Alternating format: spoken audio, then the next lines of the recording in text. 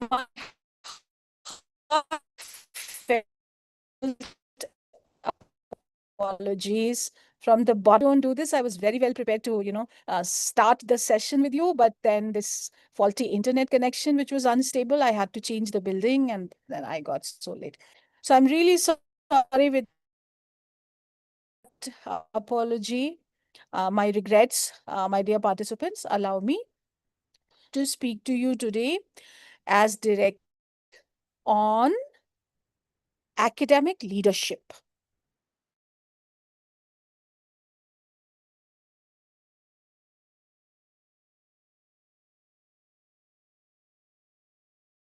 Education policy. So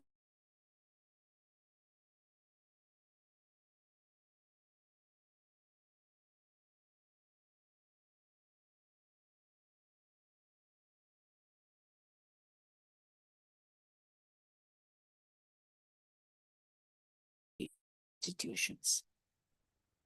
A policy that the higher education sector altogether, a policy that has realized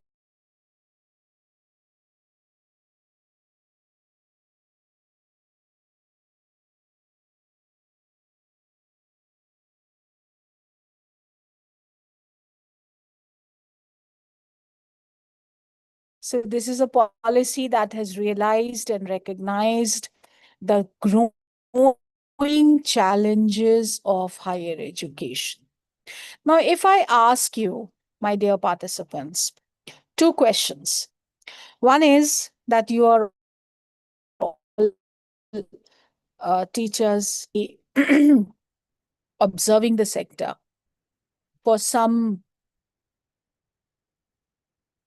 inferences that would be unfolding before you. So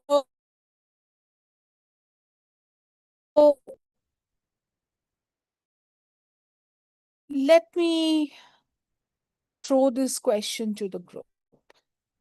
Who has a question? That what do you think is wrong with higher education, or what do you think is good with higher education? If there is a problem that you realize being a teacher in your institution about education, about your students, about your college, your institution, your people, what is that problem? क्या आपको लगता है कि सब कुछ higher education में सही है? यदि है तो आपको क्या सबसे सही लगता है, और अगर नहीं तो कहीं कुछ आपको यदि एजुकेशन में अनुचित लगता है, कुछ गलत लगता है, कोई ऐसा एरिया है जो कि आप चाहते हैं कि इसकी तरफ थोड़ी सी तवज्जो की जाए और ये एरिया जो है वो संभले, तो क्या है? कुछ बताएंगे आप, या आपको लगता है कि सब कुछ ठीक है? Participants, can any of you unmute Yes, yourself and madam. answer this question? Yes. हाँ I जी, have one बताइए. question that I have find out the various factors that can be improvement in higher education हाँ. systems.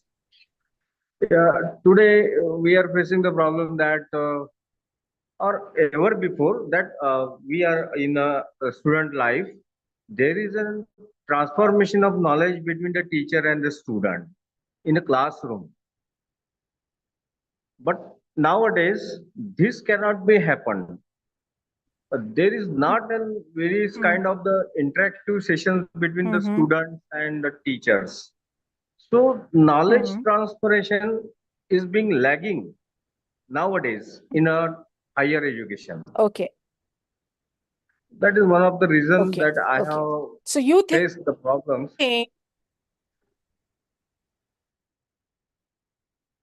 Yes, madam. So Dr. Dush, and you gave yes to your concerns are very valid. So problem number one in higher education is that transfer of knowledge is not happening in the classroom. Transfer from the teacher to student of knowledge, तो इसमें क्या ये किसकी गलती है, आपको क्या लगता है? या उसको आता नहीं, या स्टूडेंट नहीं पढ़ता, या पढ़ना नहीं चाहता, या क्लासरूम का जो एटमॉस्फेयर As है as उसमें per ही my कोई कमी है? आपको observations, क्या लगता है sir? yes, as per my observations and knowledge, this is because of due to the surrounding changes that maybe happens nowadays. Most of the believing that the social media and the internet things and material is available. हाँ. So most of the students think that we are studying Yeah. self-study, and by attending the Yes. online sessions and classes and like that, so they do not want to interact with the Yeah. student in the classroom. The platforms that available in a distance learning mode, or that is an online education mode, this cannot be achieve that level of the knowledge of transferring. That's when it is done in Yeah. classroom, face to face. Correct. You are absolutely right, Dr. Dushyant. This is a major challenge that higher education leadership is facing today, that the socio-economic realities in the political context of higher education is changing. So now, there are question marks being raised on the very existence of universities. The policymakers are saying that why do we need to fund higher education? Isn't it very expensive? Why do we need to maintain institutions of higher education when the student is not acquiring any education in the classroom, when most of the learning is happening on social media, when YouTube is becoming the biggest university in the world? Then why do we need universities? Why do we need teachers? Why do you need academic leaders? And therefore, the students are losing respect for the teachers, and therefore, the classroom is deserted. Unless and until there is a compulsion for attendance, that you get 60% plus medical certificate, only that then you will get the hall Yeah, ticket for I appearing for agree the with you, exam. ma'am. Oh, Yes, yes, yeah, I agree with you, ma'am, that classroom teaching is an expensive nowadays, no doubt, and online education is very much. the cheapest. And you are saying like the YouTube is the biggest university. But my question is that whatever the material is available in online or the sessions in YouTube that are available, so is that any authentication of that particular information or that media? Correct, correct. There's no authentication of the information on YouTube. But just like you said, online education is cheaper. There are so many alternatives of online education in much cheaper mode, that the socio-political will to support online education is strengthening. It is dominating in the disfavor of offline physical education. Hmm? Say, for example, this course that you are enrolled for, NEP orientation sensitization program, this is only to be delivered in the online mode. I know that half of the teachers present here are not listening. They may be here in the classroom, they may have been, but they are audio video switched off and they are just not listening. But still, Yes, ma'am. because the delivery of the course is 10%, I am a director of an MMTTC. Okay, I know if I have to have, I think there are about 70 participants in this course. If I have to have 70 people in my MMTTC in the hostel, coming to the class, living together, eating together, sleeping together, traveling, roaming about, this course will cost me 5 lakhs. But how much is this course costing right now? Just 91,000 rupees. Yes, Just 90. definitely. So the socio-economic favors of online are very, very strong. And plus, this is a UGC course. There are degrees that are recognized by UGC, which are 40% to be delivered in the MOOCs mode and another just 60% in the classroom mode. So less and less teachers are required, less and less infrastructure of the higher education institution, the college, the university needs to be developed, and less of that infrastructure needs to be maintained. So if there are classrooms where nobody is coming, then why do you need light and fan and AC and everything in the classroom? That kind of question mark is looming. So the first challenge is online education. The As you rightly Yes, pointed out, Dr. Education yes, yes. from the classroom in the physical mode to the virtual mode. The Yeah, no migration. doubt. Hmm. But I think that I just every year I joined the NPTEL exam, NPTEL courses in a week, in a year, two times. Every time I seen that number of students enroll for the course and the number of students appear for the examination, and then how much students get pass of that examination. That ratio is very difficult. Recently, I have joined one NPTEL course. There are 1,200 students enroll for the course, and only 600 students enroll for the examination, and only 125 students get pass in that. This is the ratio. Correct, Recently, correct. I observed that Fallout, in online education. Second thing is you are that absolutely many of right. the students You're do not abs- know about authentications or liable agencies that will be provide the online educations. They will be get free knowledge that will be available in internet. Uh, that is not an authenticate again. That is a question mark. Students are want to get the degrees in very easiest yes. way. Hmm. So we need the So, solution for that. of so this is the challenge of online education. It Yes. needs to be smoothened and it needs to be looked into. Like I also have a big challenge with online course delivery. I'm not able to ensure full attendance of the participants. But still, online is here and online has come here to stay, right? It's not Yes. going. And it has challenged very critically the physical education. It has challenged, right? Now, Yeah, no doubt. since Dr. Dushyant, you said, so yeah, so that's one challenge. Another challenge is, since you have very rightly pointed that children are not learning in the classroom. Children who have not learned at all, who have neither learned online, who have neither learned in the classroom, who do not have degrees, are also ending up earning a lot of money in their careers by pursuing their passion with some 21st century skills that are not taught in the classroom. Yeah. Okay.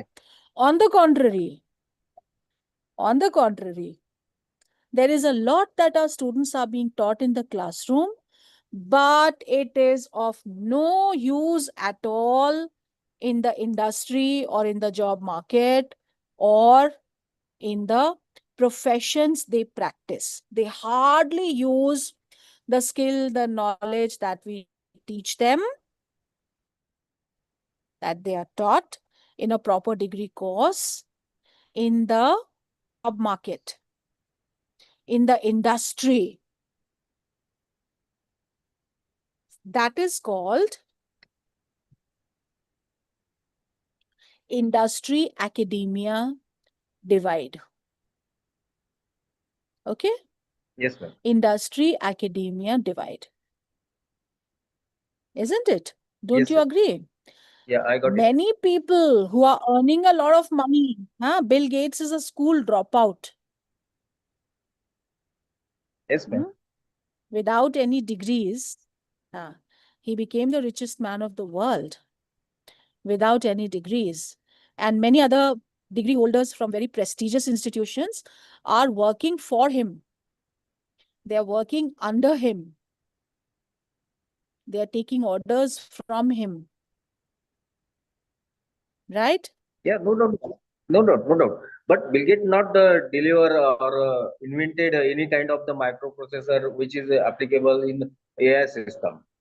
That is required for an Absolutely. hardcore working engineers.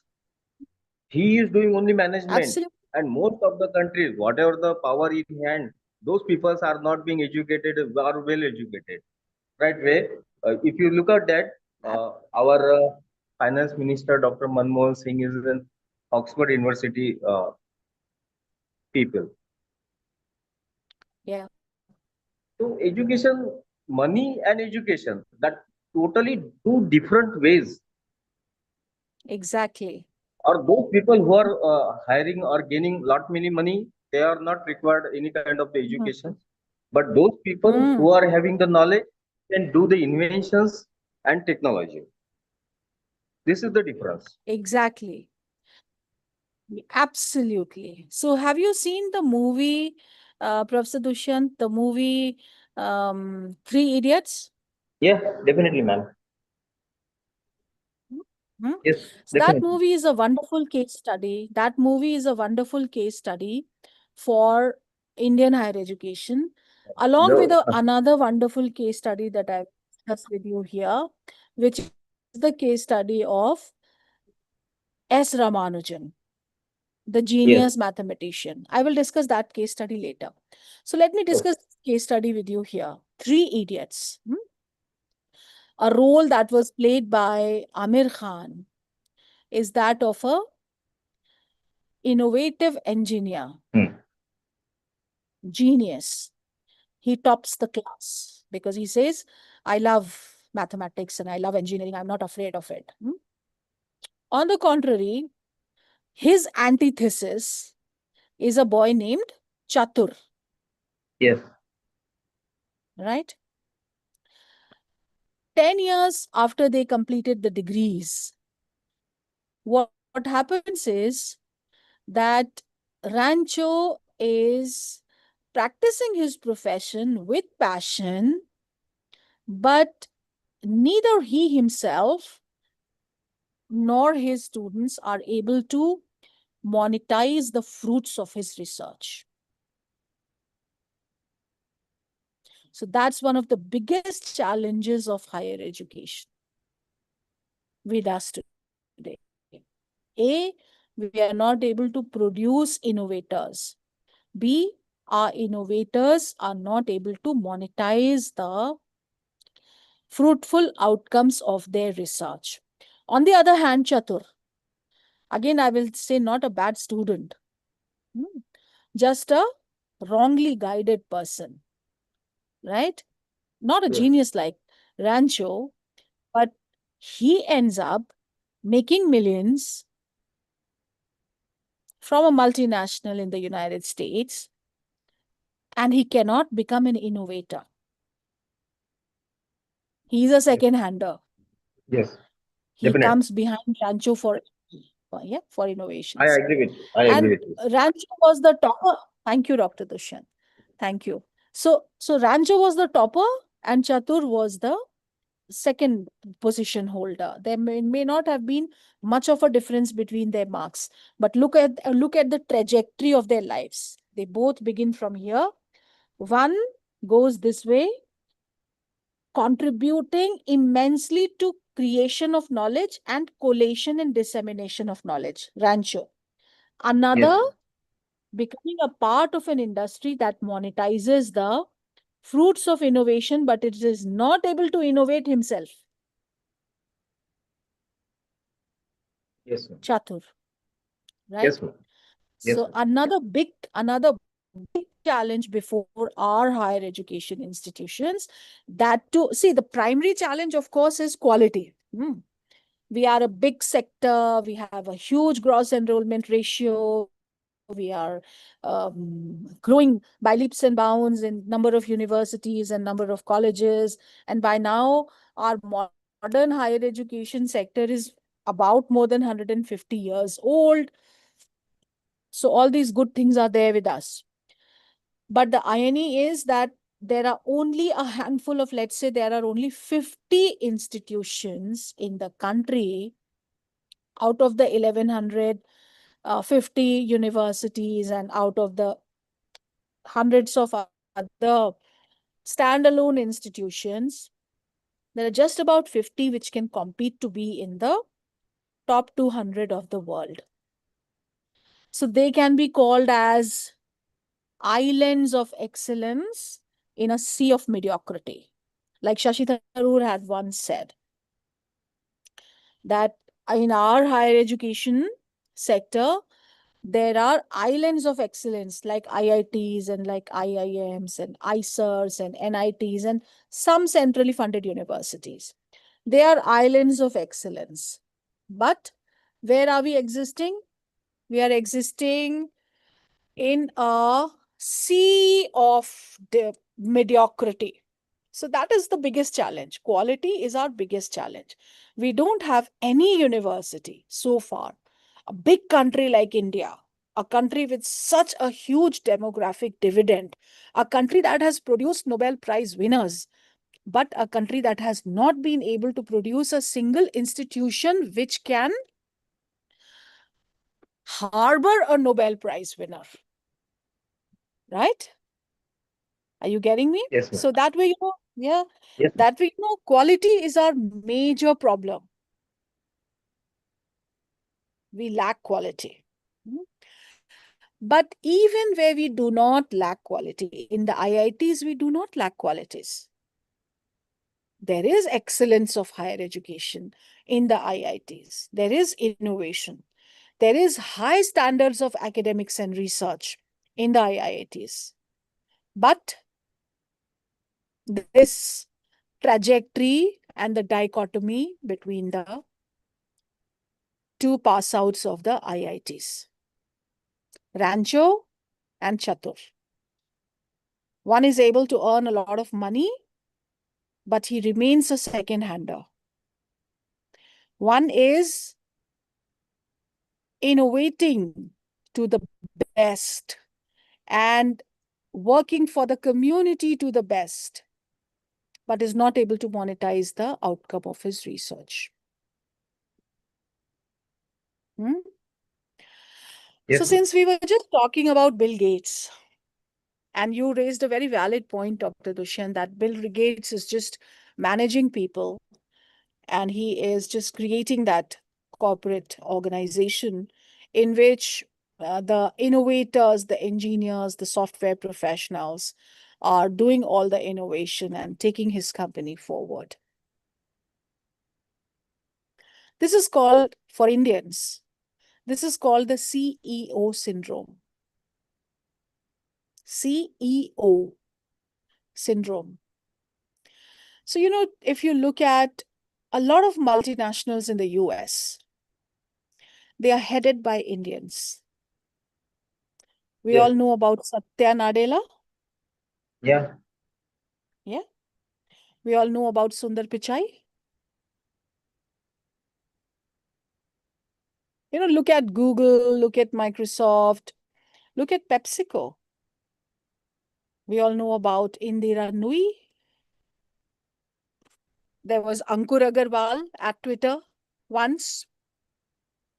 So these are all great Indians who have it in them to become CEOs in the top multinational companies of the world, but they are never founders.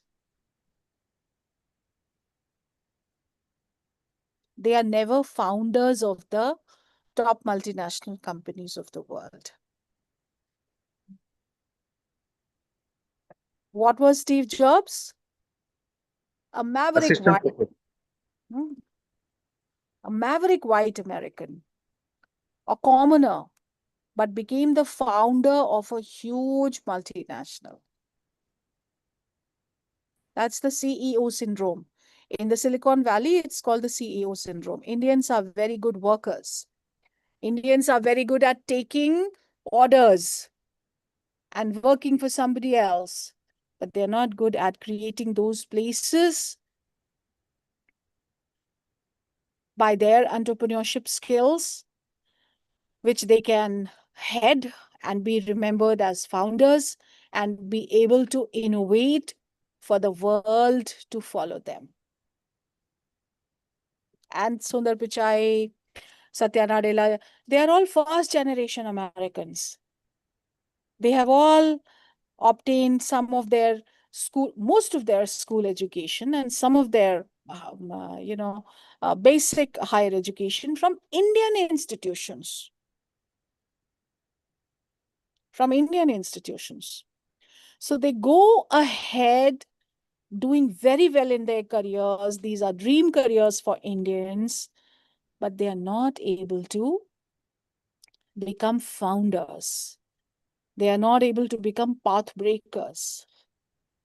So that, I think, has also been one of the problems that the Indian higher education sector has been facing.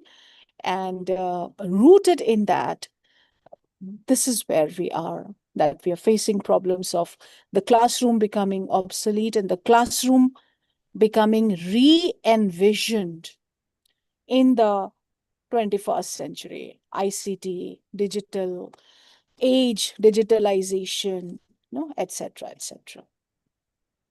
So major challenge. Yes, ma'am. Right? Yes, ma'am. Thank you, ma'am.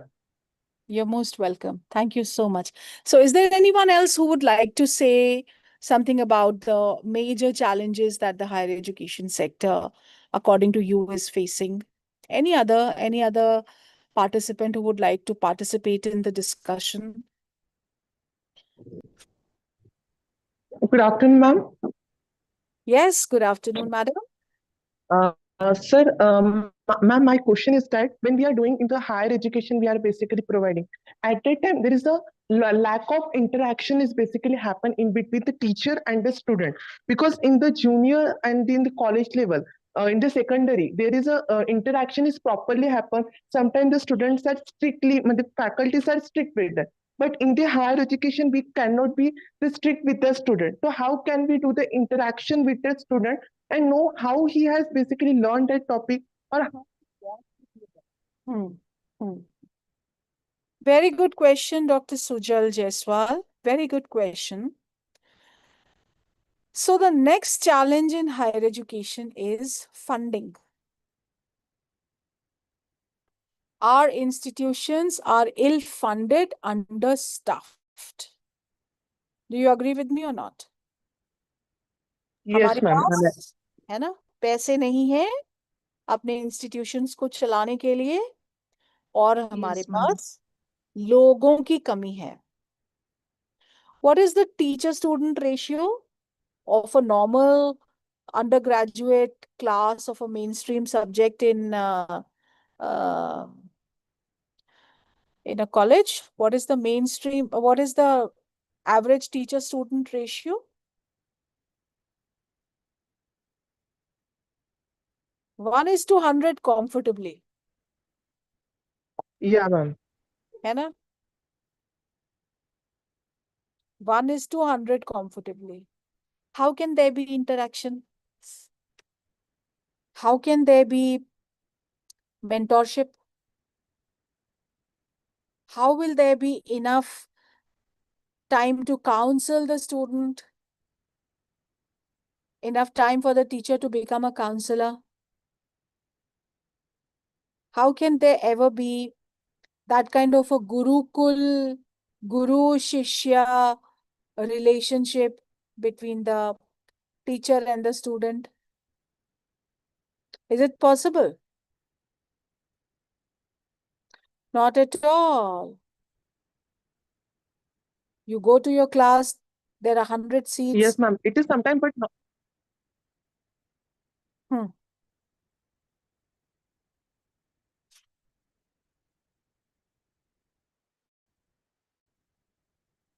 A classroom so full of students from this end to that one that you can't even make sure that what you're speaking is being heard by everyone.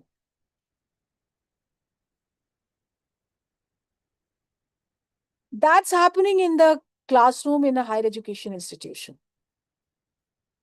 Because this classroom is about knowledge.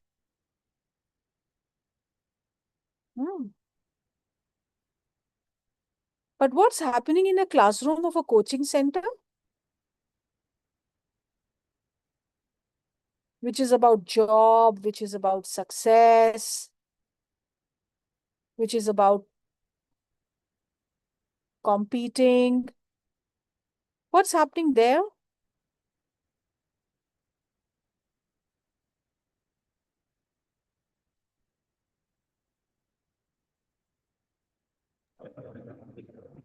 Yes, ma'am. At that place, according to me, they are only focusing on that system that student can learn, but they are focusing on the motivations sometimes. They are just focusing on some formula for success in a particular exam, which will give them a job. What about knowledge? What about value education? What about higher thought?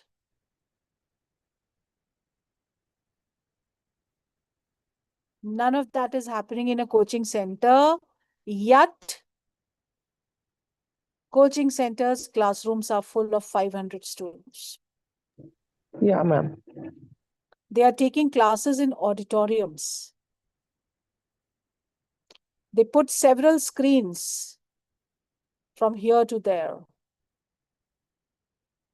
They speak on a microphone. Because the students who are there are not there to learn. They are there to succeed. So somewhere down the line, the creation of a knowledgeable person, the creation of a scholar that happens in a higher education institution stopped happening to be the priority of the society. Somewhere down the line, the values of education were traded for the fruits of technical and such skill education, where getting a job is the first priority and it's the only objective, it's the only motive, right? So, my dear participants, with these three major challenges of the socio-political reality of funding of higher education changing, of the 21st century classroom being re-envisioned, and of the industry-academia divide, NEP has come up with some transformational changes.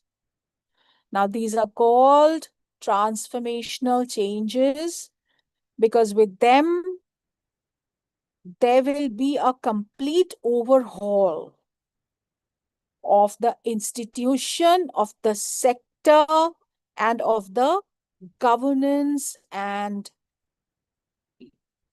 management mechanism.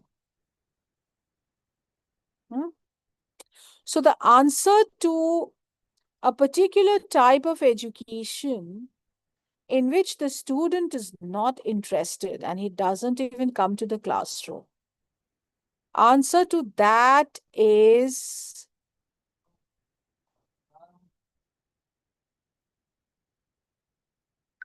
what's the answer to that kind of education? Make it autonomous.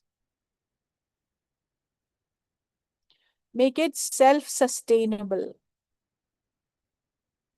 Make it self-governance.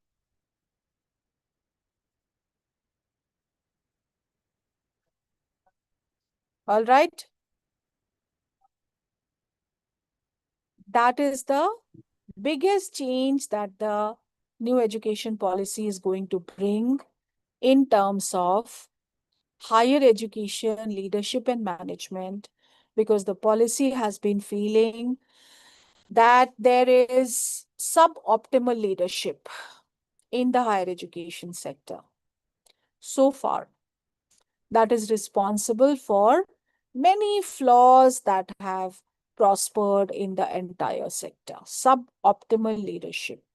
And now, if we have to gear up the sector towards excellence, towards quality, towards higher scholarship, all over again, once more, then we have to endow it with self-governance. We have to change the way it is being governed.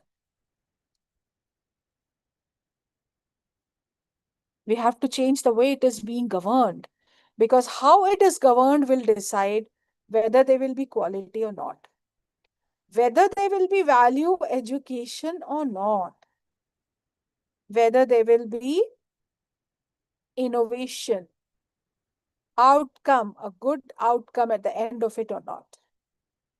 So the main keyword for the NEP is autonomy and governance, self-governance. That is one. Another is, as I just said,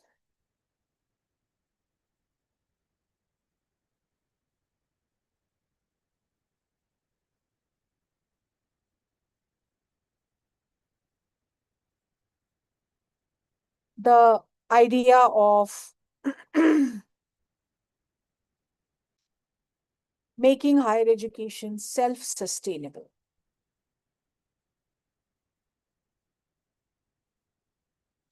So, my dear friends, autonomy is neither a constitutional concept, it is neither a legal concept. It is a moral and an ethical concept. And that's how autonomy is being imbued within higher education, within the management and the governance of the higher education sector.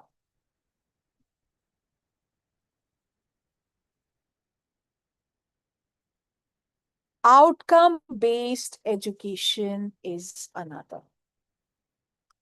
As I said, what you teach your student in the class has to be relevant to the profession that she practices in her life to come.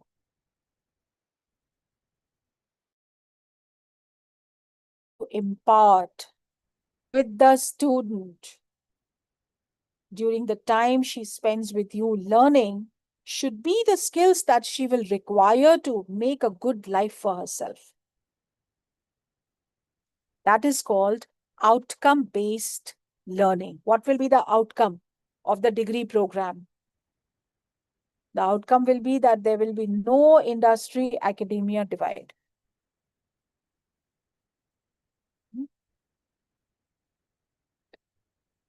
The skill set will be relevant for the coming times, for the future. That is futuristic education.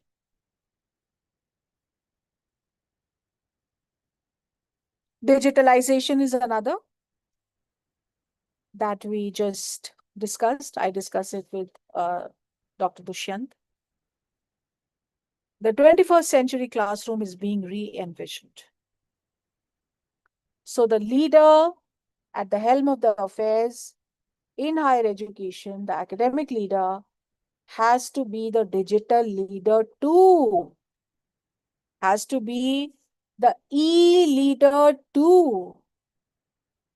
It will not be possible for somebody who says no to technology, who says no to upgradation, who says no to adoption of further technology. It will not be possible for you to be successful as a leader if you are not tech savvy. Having said that, I must make it very clear here that we do not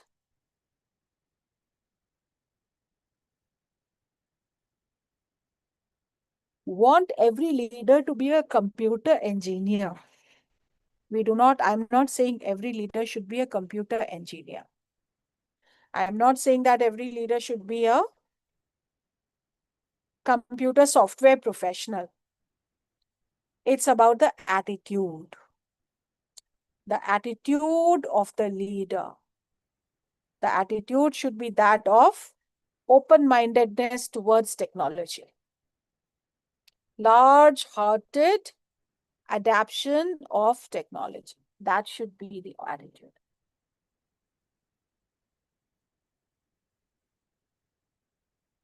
Of a digital leader. So, self-governance, outcome-based education, digitalization. I will tell you two more in the next 15 minutes. When I asked you to tell me the problems that we have been facing in higher education,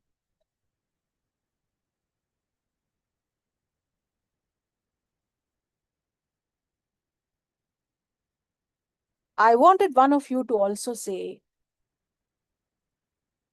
that presently our education system lacks the integration of body, mind, and soul into education, that there is no holistic education and there is no multidisciplinary education.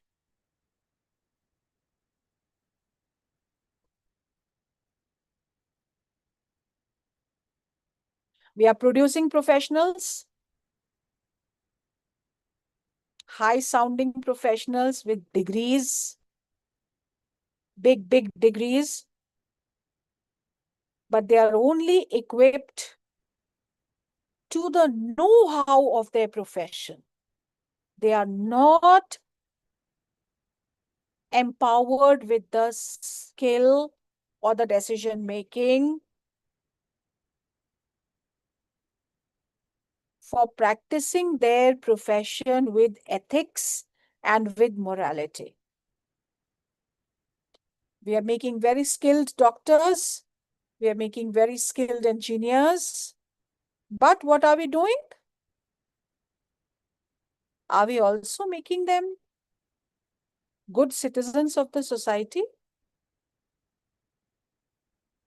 Are they such doctors and such engineers and such teachers and such management professionals and software professionals and businessmen, commercial people who also have human values,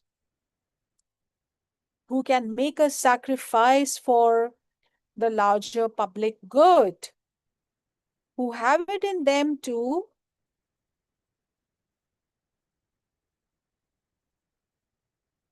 be of service, who can lead a life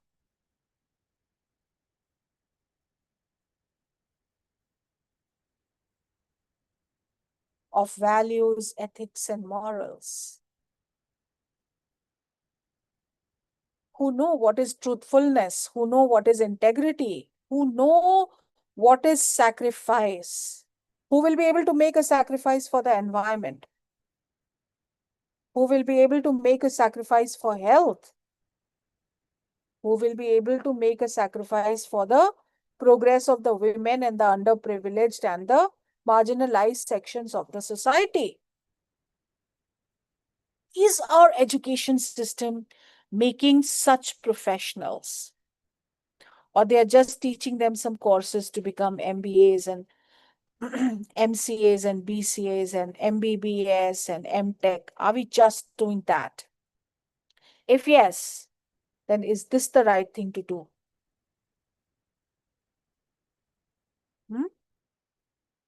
So autonomy and self-governance, outcome-based education, digitalization, value education, holistic education, something that was not happening. And because holistic education includes service, includes outreach, includes community service too. Therefore, my dear friends, after the national education policy, now we have a newly added, with a renewed sense of appreciation, I must say, component in the role of a teacher in institutional development. So far, we knew that a higher education teacher needs to be a teacher and a researcher. And some of us also become administrators and academic leaders, like Professor Atiq and like myself and like your principals, sir. They're also teachers, but they're on some role for governance and management. They may be a principal, maybe an HOD or dean, looking after the hostel, looking after some job or the other. But now, after the national education policy, an entire new dimension has been added to the role of a teacher, the duties of a teacher. What will make your performance wholesome and complete? Your teaching, your research, as well as your service outcome. Whether you have been able to do some social work or not. Whether you have been of some service to the community or not. How much have you done for outreach?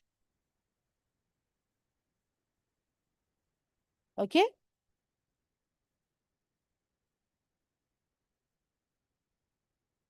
So community service is another very, very important aspect of the national education policy vis-a-vis higher education. And last is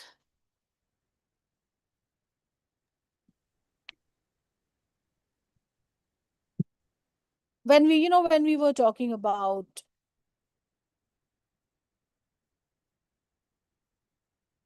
industry academia divide, we were talking about higher education being at a point which ignores the demands of the future, which remains oblivious to the demands of the future.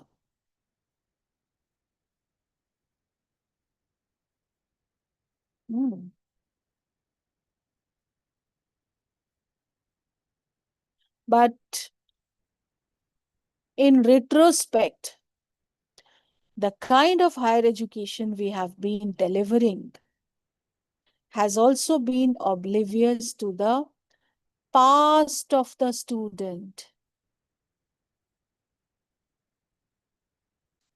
to the specific abilities of the student, to the existing skills of the student in his or her particular background.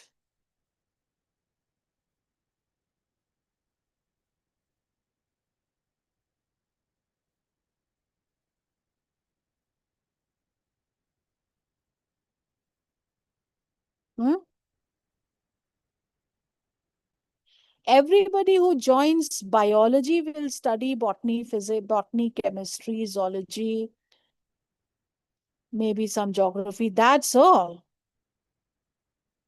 Everybody who joins science will study physics, chemistry, mathematics. Everybody who joins arts will be studying, humanities, social science, philosophy, political science. What about somebody who wants to become a doctor, but who's also a very good player of music?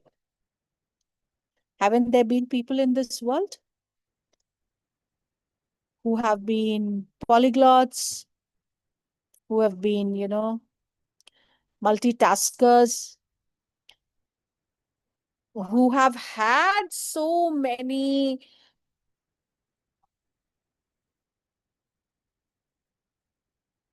interests, varied interests, and who feel complete only when each side of them, the diverse people that they have been, only when that is satisfied. What about that? NEP gives every student the ability to tailor make its scores, tailor make its discipline. NEP gives the student the choice to be who he is. So no two students are studying the same thing. Or at the end of the course, end of the degree program, no students would have studied the same thing because skill will be integrated into the degree program in such a manner that skill will be recognized. And the personal predilections, the existing skills, the background of the student will also be recognized in the degree program. And his or her specific personal aspirations from the degree program will also be recognized. This is the important message that NEP is giving, that let us respect each student for who he is. Let us not try to make what we want him to be. Let us not fit everybody in the same frame. Let us not offer any ironclad frames for students to try to fit into them. Let us be together with our students in their process of learning, and let us give them an experience where they can celebrate their own personalities. Let us nurture their nature. Nurture the innate God-given nature of the student. So there is multiple exit and multiple entry. You all know that has been built in the entire NEP-based curriculum for the higher education from SO.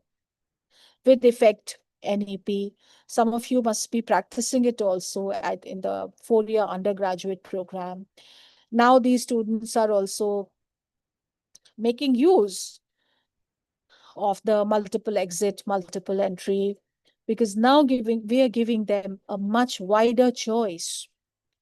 We are giving them a diversity of options to choose from, and they can suit themselves best. They don't need to be a standard good student. They don't need to be a standard good professional. They can just be themselves and offer their specific services to the society, what only they can do.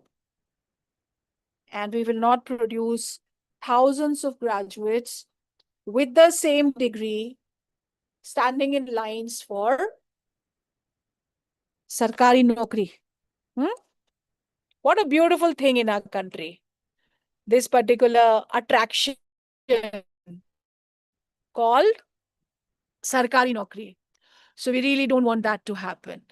And that is why the NEP has come with multiple exit, multiple entry. It has come with autonomy and self-governance. It has come with the institution development of every institution, which will be in 15 years' time, fully self-governed, And that is why the NEP is asking you all to make your own board of governors and let the board of governors run your institution for you. This will be good for the rural background also. This will be good for making all the pillars of NEP, being access, equity, quality, accountability, and affordability, more and more strengthened. So I think I have taken my given time. I'm once again sorry for the delay in joining in the beginning. I had a very good discussion with you. Thank you, Dr. Dushyant, and thank you, Dr. Jaiswal, Dr. Sujal Jaiswal, for your very valuable inputs to the discussion. If there is any other question, any other observation, we can take it up. Otherwise, it's over to you. Admin, it's over to you.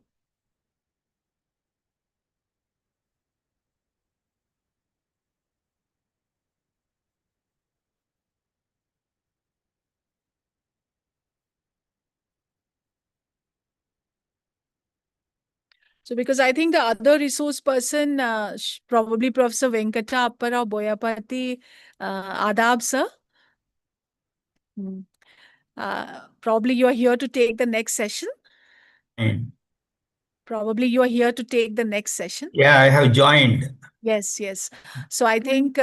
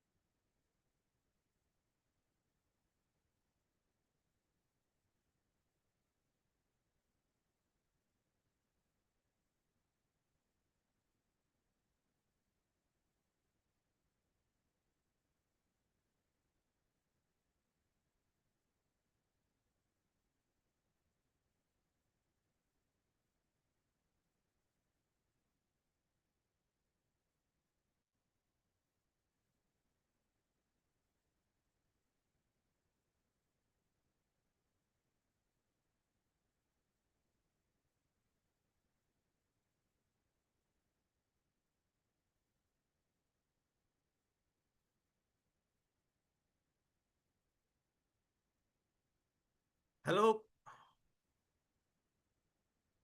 the admin.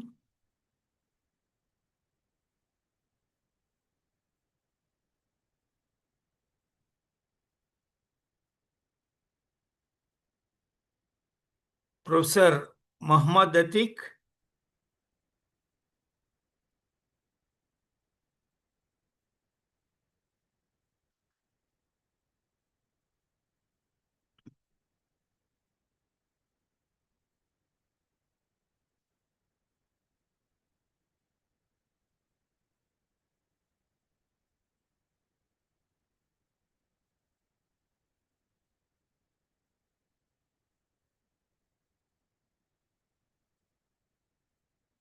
Hello, Professor Apparao. Good afternoon. Hello, good afternoon, sir.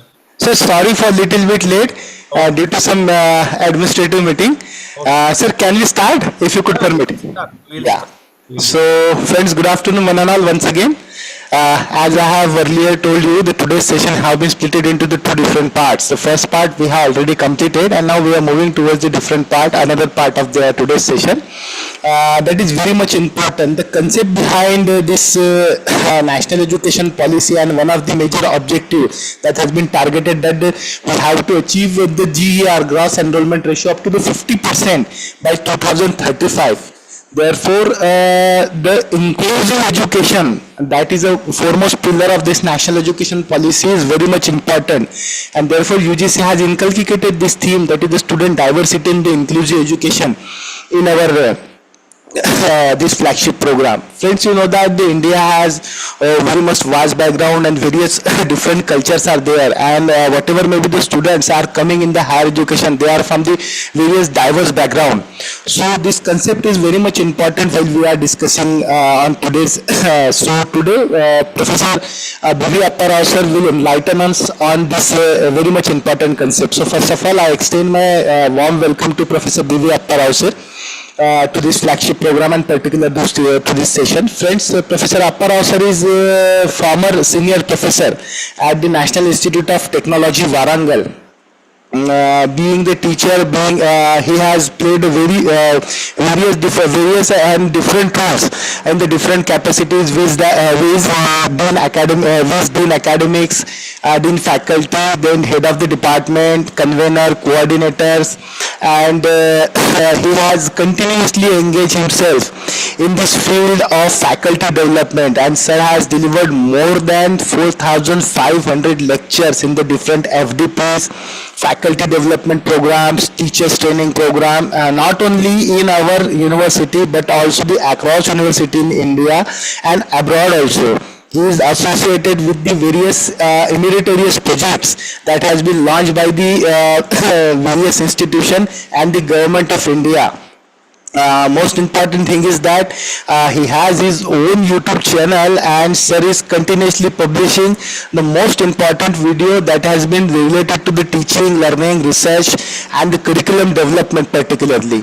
Under his able guidance, IIT Hyderabad has obtained the A++ grade under the NAC accreditation and under his mentoring. So friends, we are luckily fortunate to get such kind of eminent personality to enlighten us on today's session. So sir, I again extend my warm welcome to you, and now may I request you to please start with your session. Sir, please. Good evening, friends. At the outset, I thank Professor Muhammad Atiq for having invited me to exchange a few of my ideas and thoughts on this very important topic, student diversity and inclusive education. And it is well known that India is famous for unity in diversity. All our classrooms are filled with students from diverse backgrounds, students with different faiths, from different religions, different cultures, intellectually very strong students, but intellectually less strong students, differently abled students, students with special needs, all sit in the same classroom, all study the same course, we have to deal with them in teaching, learning, and assessment. So a single strategy will not be adequate. So multi-faceted approach is needed in order to deal with student diversity and inclusive education. So you can interrupt me in between. You can unmute yourself and ask any question, even in between. You need not wait till the end of the session, right? I shall be very happy to see that the lecture session is very interactive session, not one-way traffic.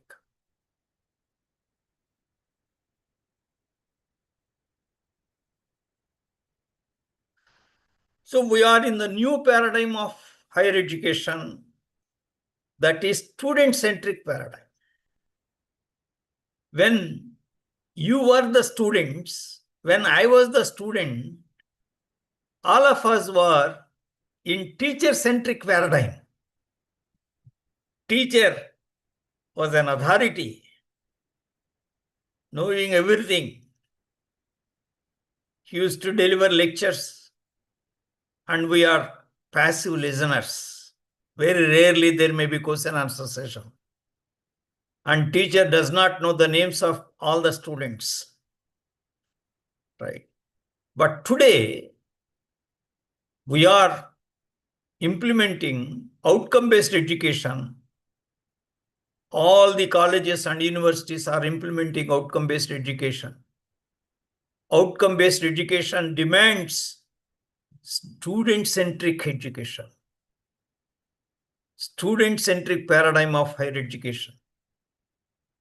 The student-centric higher education demands the need to know and develop the whole personality of the learner.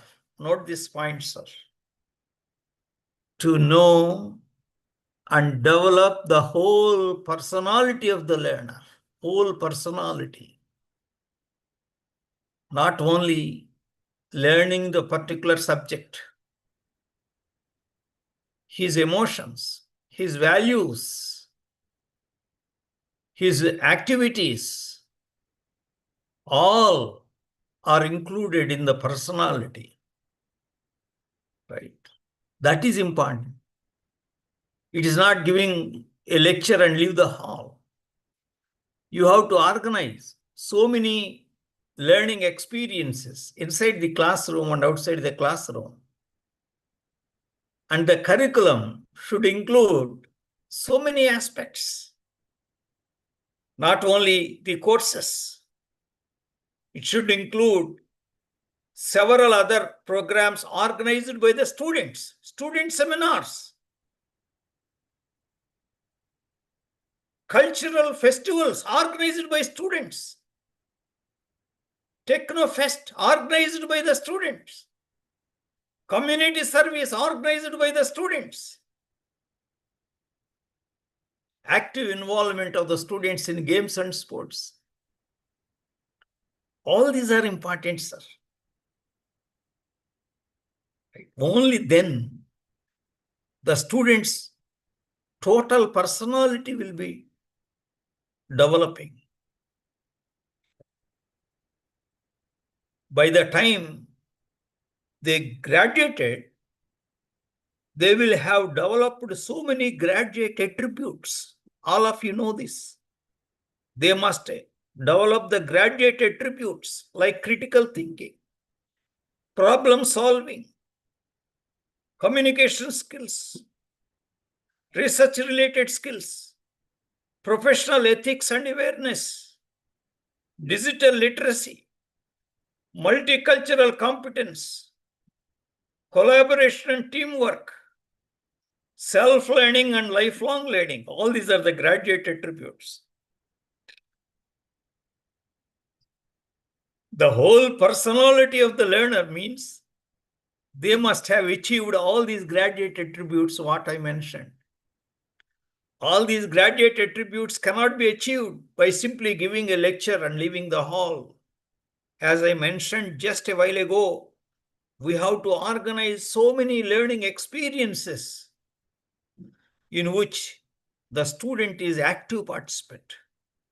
Only then it is possible to know and develop the whole personality of the learner. Guidance, counseling, mentoring should happen in every college and university. Then second point, enhance and facilitate learning. Teacher is the facilitator of learning. He is instructor and also facilitator of learning. He organizes several activities inside the classroom and outside the classroom. That is how he is the facilitator of learning. Then foster critical and sustainable thinking. That is important. Foster critical and sustainable thinking. That is possible when you nurture questions among the students. Question everything. The student should be able to question whatever you say. The student should be able to question whatever is written in the book. Right. Only then they will develop the critical and sustainable thinking. Kanchan Mehraji, kindly mute yourself. Kindly mute, Kanchan Mehraji. Kindly mute. You are disturbing others. Kindly mute. Hello, kindly mute yourself. Kanchan ji. Kindly mute. Then promote experiential learning. That is important.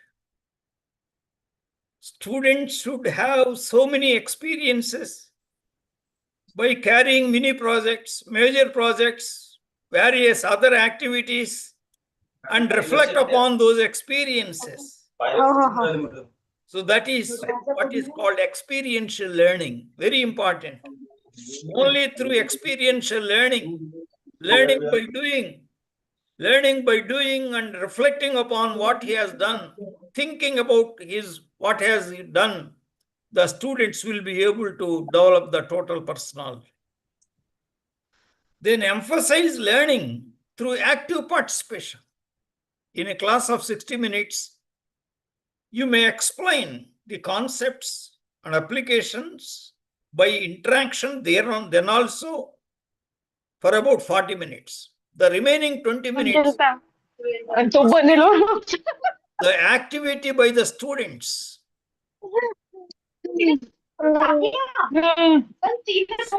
Swati ji, please mute yourself.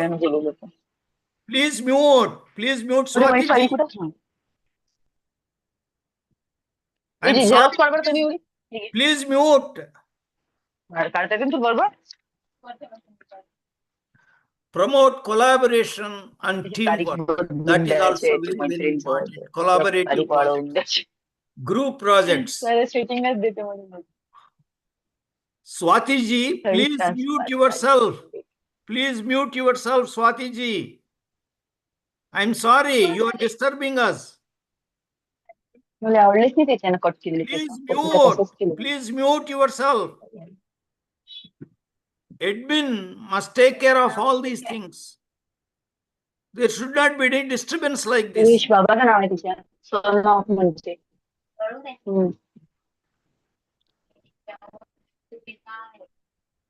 So now, let us understand the meaning of the term student diversity and inclusiveness.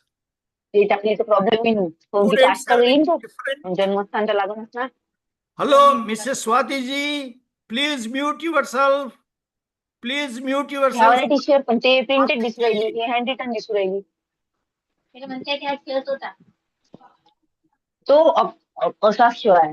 Admin, please. पण ते मधातली line नाही दिसू राहिली, मग कसं म्हणावं? हा.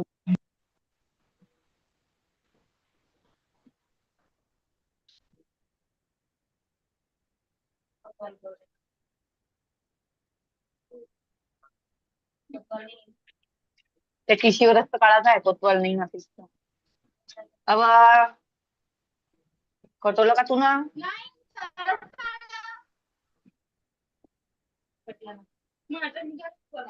नाही, तारीख नाही कटली बरोबर. पुढची Hello, Miss Swatiji, please mute yourself. एवढंच आहे. इथं 28 करायची आहे. पेनमध्ये 1 मिनिट. Student त्याच याच्यात diversity झेरॉक्स and inclusiveness. आणि रवी का? Students having different मग झेरॉक्सच मारला लागते डबल त्याची. belonging to different states, regions, religions, communities, different कधी जाऊ social इथं मला वेळ आहे का? backgrounds, जाऊ ना. cultural ठीक backgrounds, आहे. differently Xerox able students, and students ना, with टपरे. special needs all study together in the same class, in the same academic program, in the 1 university. तारीख वाढवायची आहे तिले. You have to deal with all 26, 27, kinds of 28, learners. 29, 30, Right now, 31. we are facing a serious problem. Mrs. Swati ji is not muting and continuously talking, and there is no admin person here.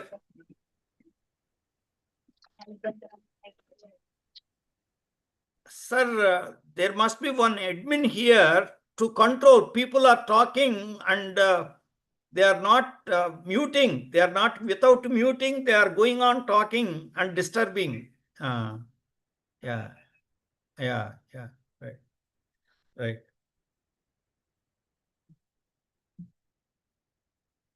That is important. We have to address all kinds of diverse learners. Inclusiveness is not only physical inclusion and giving some reservation to the disadvantaged sections, including differently abled students. It's much more than that. Greater autonomy in choosing courses, appropriate teaching and learning materials, tools and assessments, methods. All the programs in the university must improve the self-efficacy of the students. These students must gain confidence that they are at par with all other peers with naturally existing differences in potential and aptitude. That kind of confidence we should give by involving them in various activities, improving their self-efficacy. They should think, yes, I can do to my full potential. I am second to none. That is the kind of feeling every student in your classroom should have. Accordingly, we have to organize all the activities. We have 3 domains of learning. Cognitive domain, related to mental process and thinking process. Affective domain, related to emotions, feelings, attitudes, and values. Psychomotor domain, it is demonstrated by physical activities such as movement, coordination, manipulation, dexterity, that means skillful performance, speed, actions which demonstrate the fine motor skills such as use of precision instruments or tools. It is important that we address the needs of the diverse learners in all the 3 domains of learning. It is not only the cognitive domain. Affective domain and psychomotor domain are equally important. All the 3 domains must be considered equally. They must be given due weightage. That is important. Then, when we really want to meet the needs of student diversity and inclusion, we must organize learner-centered pedagogical practices. Pedagogical practices means teaching, learning, and assessment. We call them pedagogical practices. So learner-centric, not teacher-centric. So let us discuss what are the learner student-centric pedagogical practices. Why focus teaching on the learner? We are dealing with diverse learners. We are dealing with slow learners, moderately paced learners, and fast learners. They are unique in nature, in their learning styles. They are unique in their nature. Their backgrounds are different. They are different species. Their backgrounds are different. So naturally, there will be difference in the learning styles. The learning styles are different. We are using a single method, thinking that that method will be sufficient to meet the needs of all the learners. But single method is not at all sufficient because the learning styles of the students are different. So how they are different? Let us understand that. Some students are sensory learners, using all the senses, smell, touch, taste, all the senses, all the 5 senses.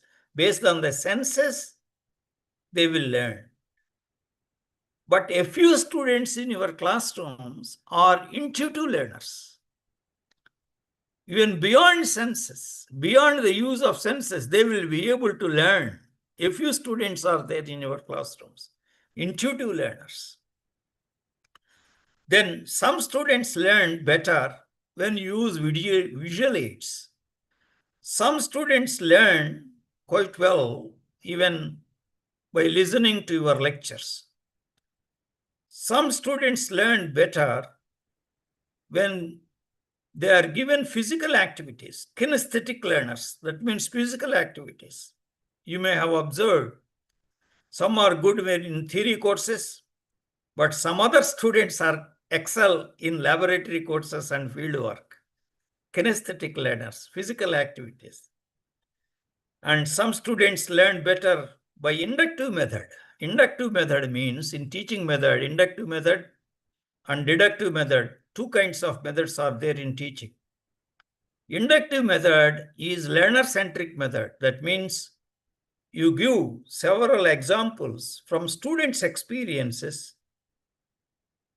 several applications, day-to-day applications from students' experiences wherever possible, allow greater interaction with the students, highly interactive lectures. That is inductive method. Inductive method is the best for all the students. I used to follow inductive method in most of the lectures, unless the lecture is highly abstract.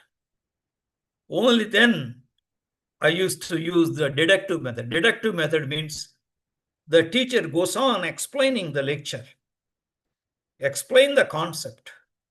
Then he gives the problems. That is the deductive method, which involves less interaction relatively in comparison to inductive method. So I always advise all of you to try to use as far as possible inductive method involving greater participation of the students. Then active and reflective. Some students, when you ask any question, some students respond immediately. Active learners. Some students take time to reflect upon, to think upon deeply, then come out with beautiful answers. So you have to deal with both kinds of learners. Therefore, when you ask a question, don't expect answers immediately from everybody. You see, during the course of time, you will be observing the students. You know which students will take time to answer. Then you give them sufficient time. Don't expect answers soon after you ask the question. They need time to think. They need time to reflect upon. Such reflective learners are there in your classrooms. Both active learners and reflective learners are there. Then another, sequential and global. Sequential learners, they learn step by step, sequentially, one concept after the other concept, right? Global learners, they will be able to link between one concept and another concept very fast. They will be able to link between one discipline of knowledge and another discipline of knowledge, another course, very fast. They are global learners. What I used to do is, whenever I taught any course, I explain first every step sequentially, so that all the students will understand. At the end of unit, I used to take one complete period, one complete hour, to link various concepts in that particular unit, various subtopics in that particular unit. I used to make the students also understand how to link different concepts. By the end of the semester, because I was always continuously explaining first sequentially, later link globally, so I used to make the students also link like that. I used to give the problems also like that. First based on single concept, then based on two concepts, then based on three concepts including. So by the end of the semester, all of my students will become global learners, right? So you start with sequentially, but you always try to link between different concepts. When you teach, I used to teach chemistry, but I used to link with the concepts from physics, with the concepts from chemical engineering, with the concepts from metallurgical engineering. So knowledge is only one. For the sake of convenience, we deal with knowledge as a separate courses, but the student should be able to see knowledge as a whole. Then approaches to learning, pace of intellectual development are different from one student to the other. Right? You have to understand that. The learning styles of the students. And students are from different cultural and socio-economic backgrounds. You are dealing with differently abled students in your classrooms, maybe one or two. So you have to understand the students along with their learning styles, along with the cultural differences, intellectual differences, all that you have to understand the students. That is important in the first few classes.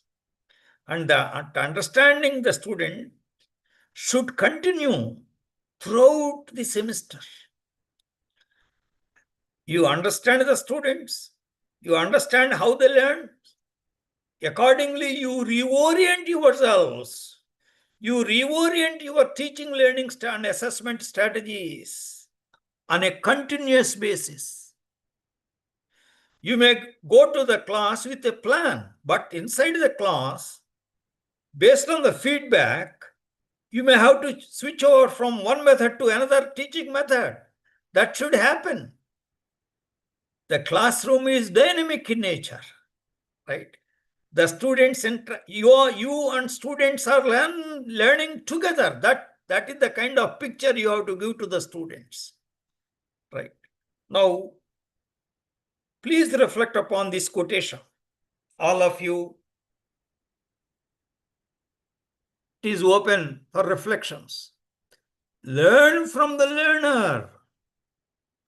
Instruction begins when you, the teacher, learn from the learner. Put yourself in his place so that you may understand what he learns and the way he understands it.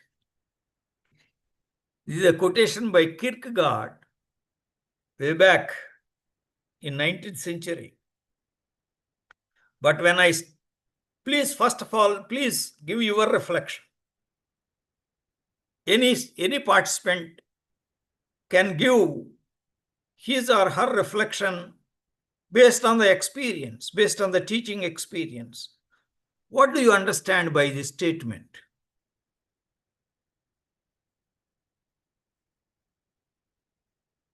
Your reflection, please. Whatever you think. Anybody?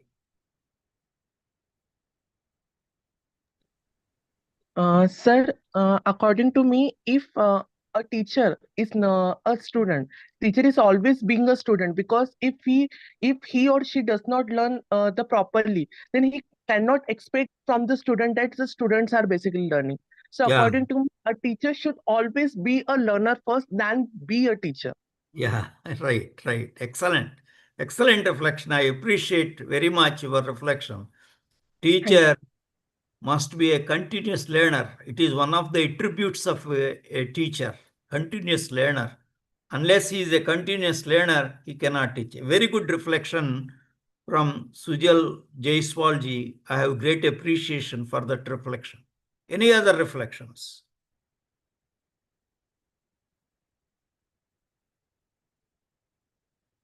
Any other reflections?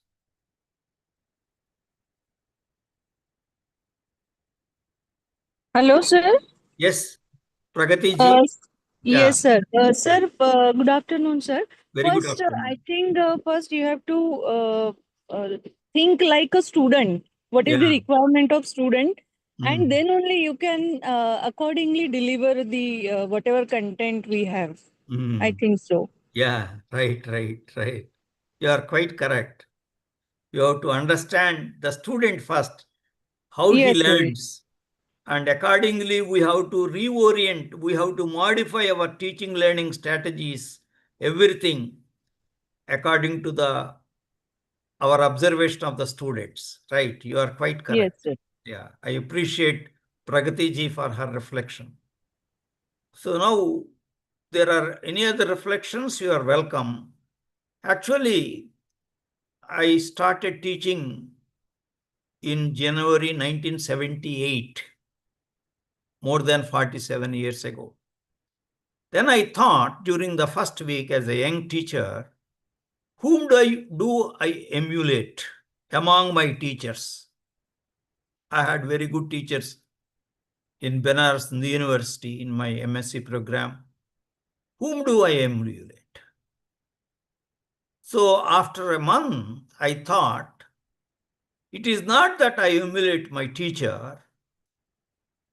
I should understand how my students learn. After 1 month, it occurred to me. Therefore, I should observe my students, how they are learning, how they are understanding. Accordingly, I reorient my teaching strategy. I reorient my assignments, everything. So since then, I used to continuously observe the students and accordingly reorient myself. Surprisingly, this quotation I got after we have got the internet facility in 2006 or 7. I got this quotation. I was very much surprised. I was following this even as a young teacher. But this great thinker and philosopher, Kierkegaard, quoted this way back 19th century. So how relevant is this quotation is relevant forever, for all times. Now there is another quotation by Swami Vivekananda. The true teacher is he who can immediately come down to the level of the learner, transfer his soul to the student's soul, sees him through his mind, and understands him through his mind. Such teachers alone can teach, and none else. You may believe in the soul, you may not believe in the soul. That soul part you put it aside, because some participants may believe in soul, some participants may not believe in soul. Put that word aside. You see the remaining part of the quotation of Swami Vivekananda and your reflections.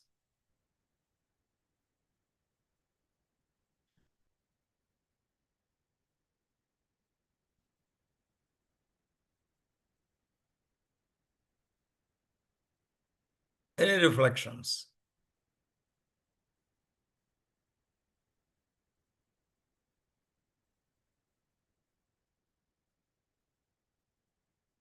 reflective learning is very important. Even in your classrooms also, when you put a new concept, new example, ask the students to reflect upon it.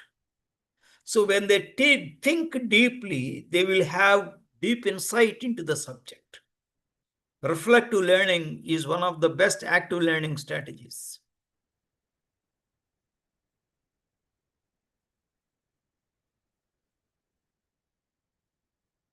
Any reflections, please?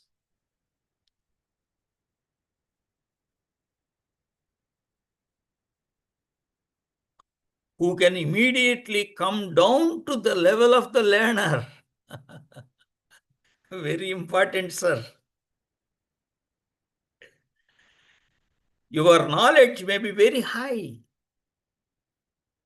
Students, especially slow learners, underperformers, are at a very low level.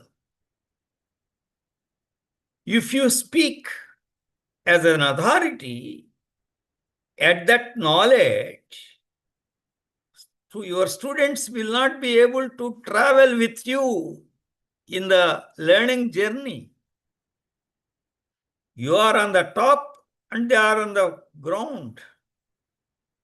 They won't understand anything. What is important is we have to go down to the level of the learner, and from that base we have to start explaining. We should not assume that he may have so much knowledge and that may be the starting point. No. We have to assume that the students do not know anything.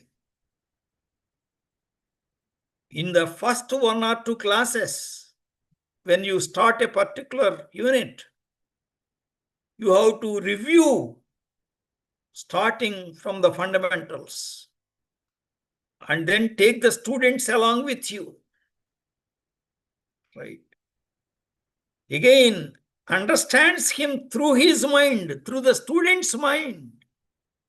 Sees him through his mind, understands him. Again, here also, Swami Vivekananda also is stressing the point of understanding the students, observing the students, understanding the students. That is important. In order to facilitate learning outcomes among students, as per the intended course learning outcomes, all of you know by now that you have to write the intended course learning outcomes for every course. Teachers must equip themselves with the following, namely, subject knowledge mastery, pedagogy, appropriate learning-centric teaching methods, that is pedagogy, integrating ICT, information and communication technology, in teaching and learning appropriately. All these 3 are important for today's teachers. For our teachers, only subject knowledge was important because they were using only lecturing method. But today, we have to use the learner-centric teaching strategies. Therefore, we must know the various pedagogical approaches like experiential learning, reflective learning, then learning through observation, learning through question answer session, all kinds of pedagogical approaches. All these pedagogical approaches are discussed in my videos in my channel. About 76 videos are there. All of them are related to pedagogy and teaching methodology. Right? So you should be thorough with pedagogy through FDPs, and my video lectures can be very good resource material for you to know any pedagogical method, anything I have explained in detail, to disseminate my expertise of vast experience, especially to young faculty. Integrating ICT in teaching and learning, that also is important, sir. 2 to 3 minutes videos to motivate the students, to develop interest in learning among the students. Then incorporating certain photographs, certain flow charts in the form of PPT, PowerPoint presentation, right? To analyze the case studies and all that. Then online assessment. The multiple choice questions, especially for formative assessment. You have Google quiz, then clickers, then plickers, several online tools, even free online tools are available today to save time for formative assessment. So you have to integrate ICT appropriately. Don't overuse ICT. Please remember, don't overuse ICT. Still, your chalkboard is relevant today, right? Whenever necessary, you integrate them. Don't replace chalkboard by any other thing. That is wrong. Along with chalkboard, you can use 2 to 3 minutes videos, 4 to 5 minutes PPT, and all that. But for interaction, chalkboard is the means of interaction. Please watch my latest video on chalkboard skills. Even if you go through the Google, it is available. Even in Google, if you go chalkboard skills, my video is available, right? Chalkboard skills are very important to make it very interactive classroom. Learner-centered pedagogical approach practices must emphasize active learning by students based on activities carried out by students inside the classroom and outside the classroom. We must understand, therefore, what is active learning. Active learning is defined as any instructional method that engages students in the learning process. In short, active learning requires students to do meaningful learning activities and think about what they are doing. That is active learning. Active learning should happen inside the classroom and outside the classroom. Students must listen to your lecture with total attention, no doubt about it. But listening to your lecture is not active learning strategy. Students must take down the running notes as you teach. That is also very important. But taking notes is not considered as active learning strategy. Only when the students are involved in some problem solving, group discussion, analyzing case study, carrying out mini project, right? All these, participating in question answer session, participating in organizing student seminars, all these come under active learning strategies. Without implementation of active learning, you can also organize group activities, mixed groups, slow learner, medium paced learner, fast learner, 3 together, group projects, group assignments, very important, so that they help each other. Peer learning is encouraged. Now I am showing another quotation by great educational psychologist John Holt. The quotation reads as follows: learning is not the product of teaching. Learning is the product of activity of learners. Please reflect upon this. What does it mean to you as a teacher? Reflect upon this. This is a great quotation. Learning is not the product of teaching. Learning is the product of activity of learners. Very important quotation.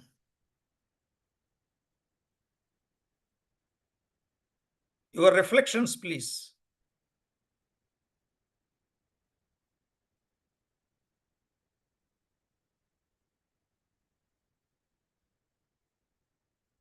Any reflection? Welcome.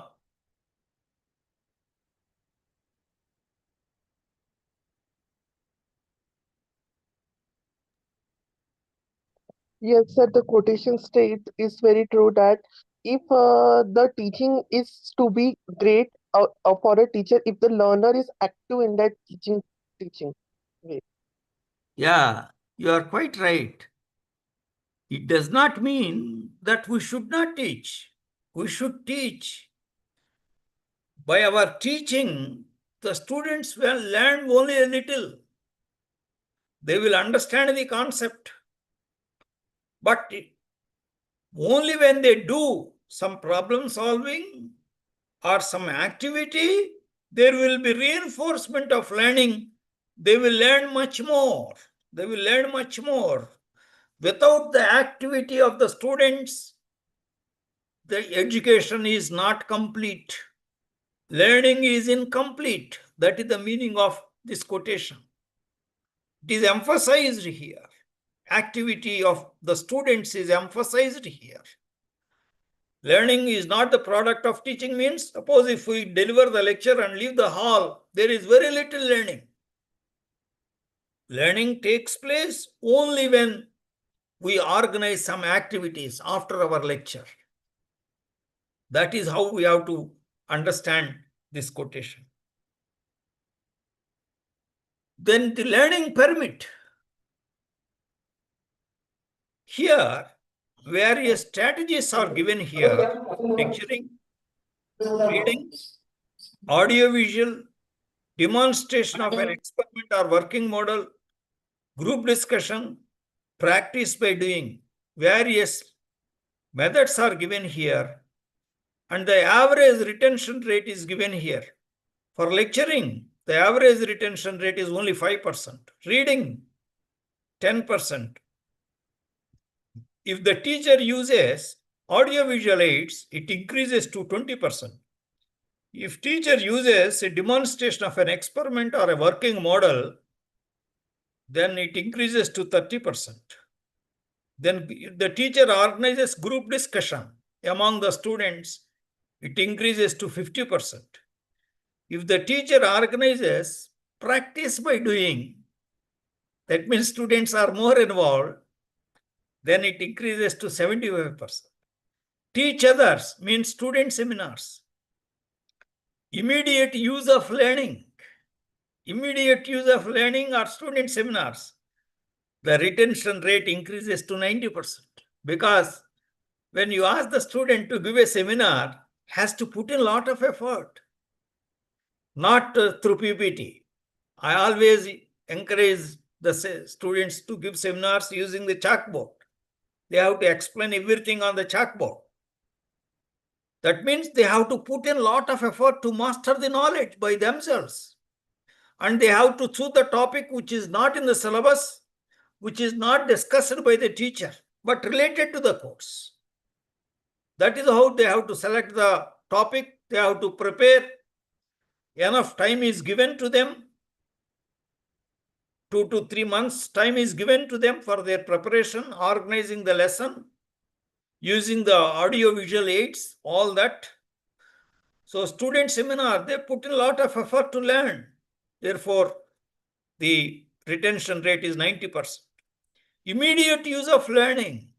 Suppose somebody comes to the college, announces, I want some students with good communication skills. I have the job of content writer in my company. Some 10 positions are vacant in my company. So the students will be immediately trying to learn the communication skills if the company announces in advance and gives time.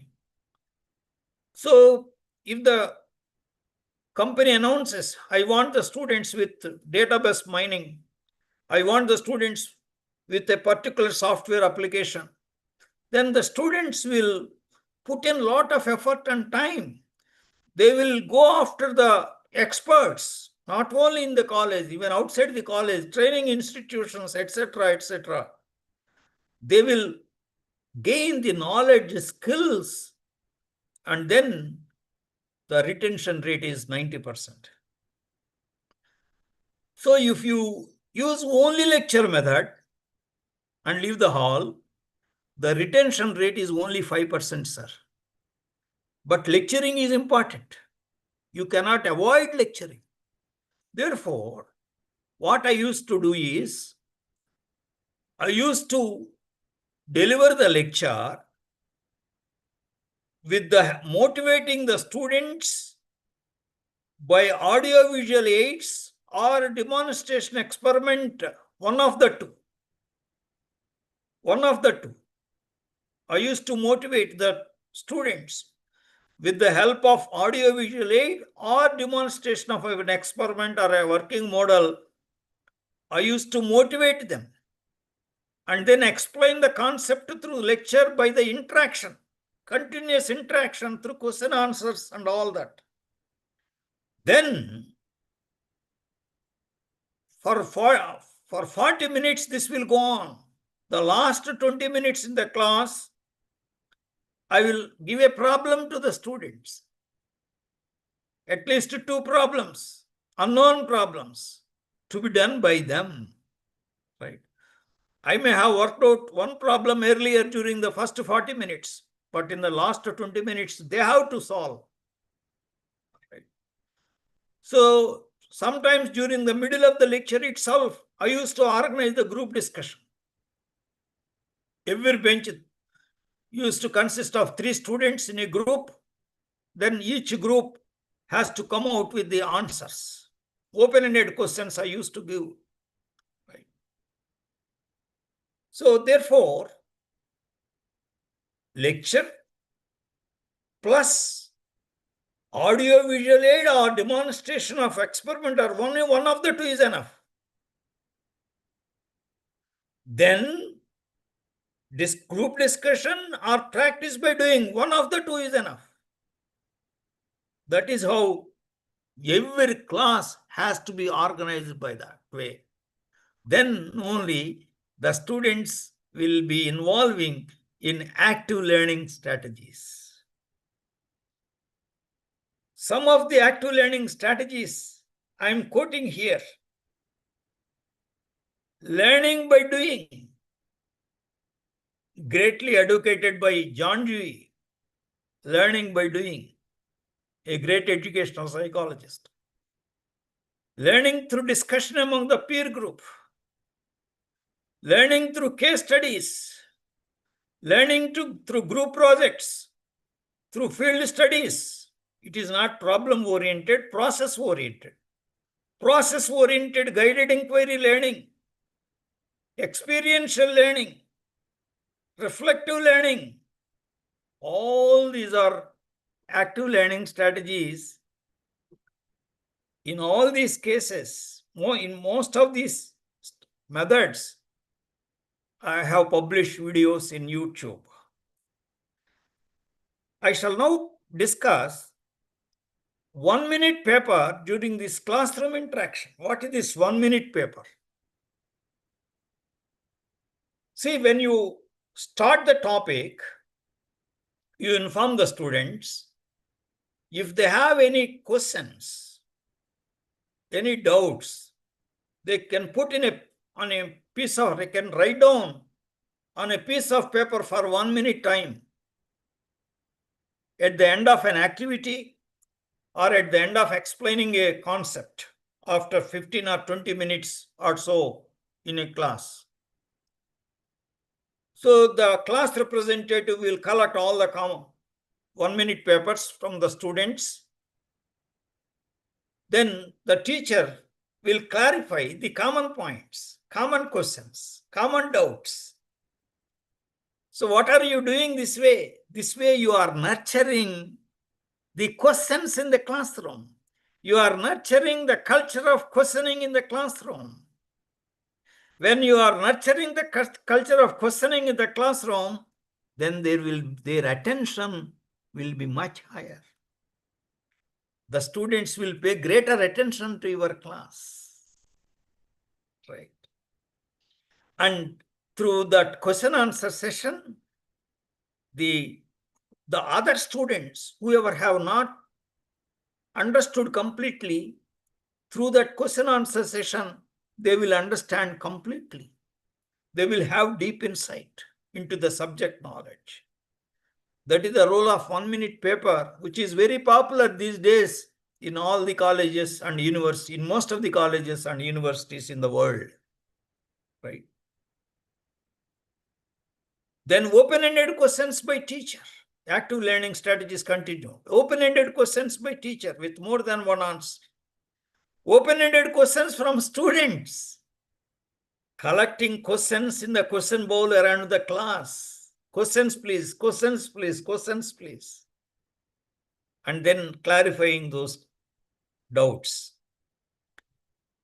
Preparation of the question bank by the students at higher cognitive levels. Right. So, in the preparation of questions at higher cognitive levels, apply, analyze, evaluate, and create levels, the students will be learning deeply into the subject. They will have active learning.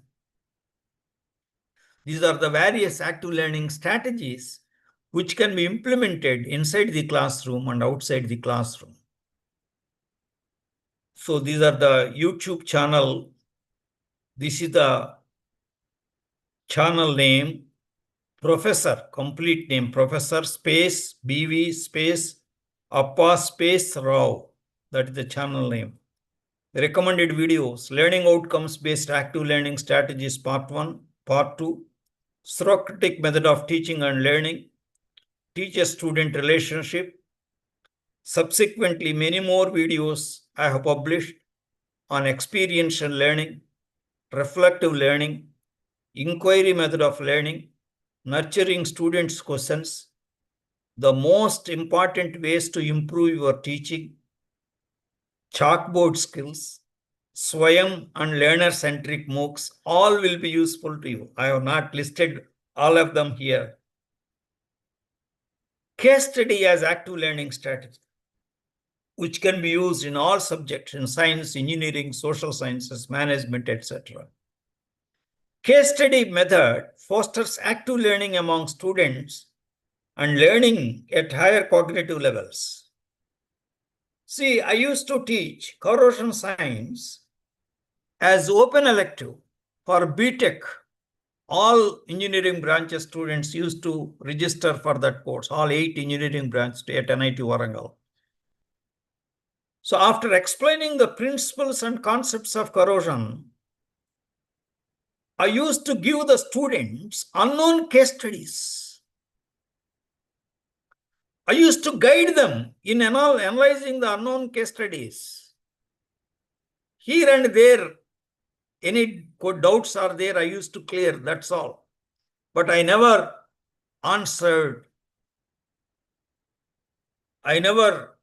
directly answered how to analyze the case studies and the problem diagnosis and solutions. The students have to do it. Then it is active learning strategy. Bhopal, for example, Bhopal gas tragedy, which occurred in 1984. Visakhapatnam oil refinery pipeline explosion. Petroleum pipeline catching fire in East Godavari district of Andhra Pradesh. Corrosion problems in swimming pool. Corrosion problems in bridges, ships, building structures in the form of real-time photographs. I used to give the entire case study in the form of photograph. I used to explain the case study in the form of verbal text also. Then the students have to analyze the case study, tell the problem, how it occurred, the problem, diagnosis of the problem, and the plausible solution. So then after the case studies are analyzed in the classroom, Then I used to give some more case studies as the home assignment. So the entire course explaining the principles and concepts, again through experiments, through demonstration models, right, through active learning strategies, then giving the case studies inside the classroom and outside. The entire course was conducted through case studies.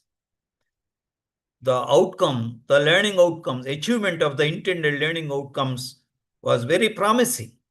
The students enjoyed the course. I too enjoyed the teaching the course through case studies. Case study of failure of pile foundation. This is geotechnical engineering problem. The failure could be said due to improper or bad geotechnical engineering practices. The pile foundation was supporting a multi-storied building in Shanghai in China. So this is the schematic representation of failure of the building. This is the view of building after failure. So by allowing the students to analyze the case study, they will understand in a better way the right way of geotechnical engineering practices, right way of foundation of multi-storied buildings. They will do the failure analysis. By failure analysis, they will understand the concept and the principles and the application in a deeper level. Right? Learning through the group discussion. I mentioned group discussion as active learning strategy. This is done through think, group, share activity. I have conducted workshops offline also, online as well as offline also. So many of the participants are implementing this in their classrooms, and the feedback is very good. So I'm explaining to you.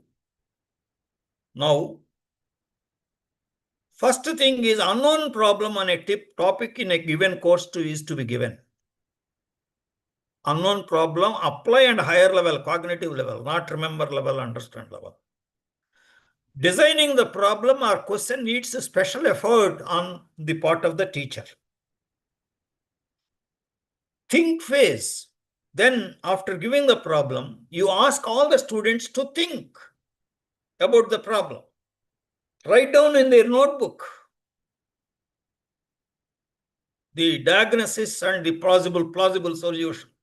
The approach, 3 to 4 minutes time. So if there are 60 students in a class, all 60 will be thinking. The teacher will be monitoring, going around the class and then monitoring whether all the students are involved in thinking process. Then group phase. Then the teacher, after 3 or 4 minutes or 5 minutes, the teacher will ensure that all the students have completed their thinking process and noting down. Then the teacher will ask them, now you group up.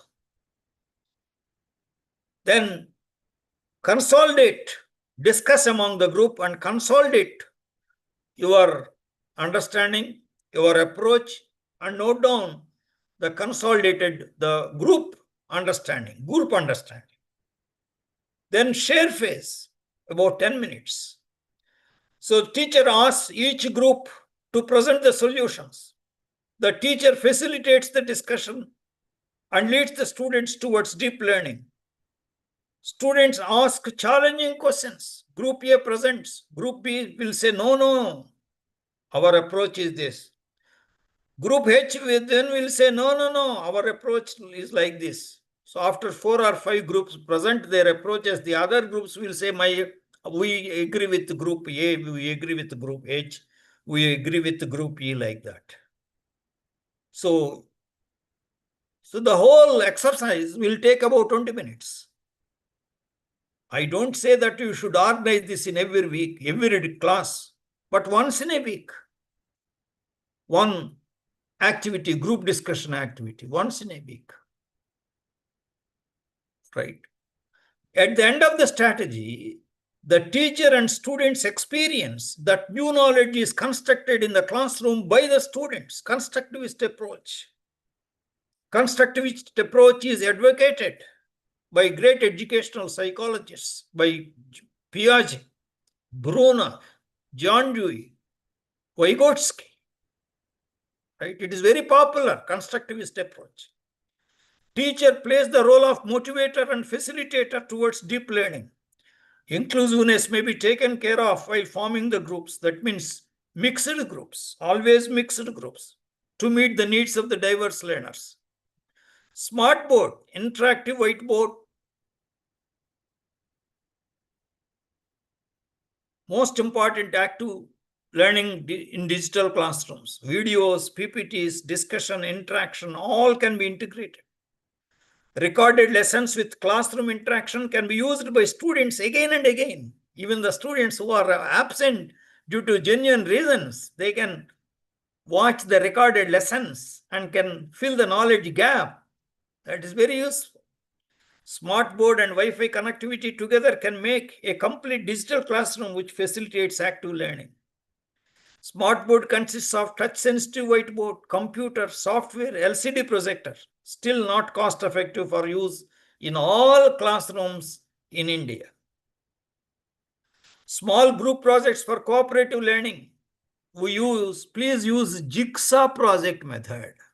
Jigsaw project method. Right? What is Jigsaw project method? You always have 3 students in a group. You design a project in such a way, it has 3 tasks. You give the project to the students. Each student has to select one task and responsible and accountable for completion of the task. There can be discussion among the students. Peer learning is encouraged. But each student is responsible for one task. And after they have completed, all the 3 students completed their task, the outcome of the task is integrated, then it becomes the outcome of the project. That is how the project has to be designed. Then every student is active learner here. Otherwise, what happens? One student does, the other 2 students are passive observers.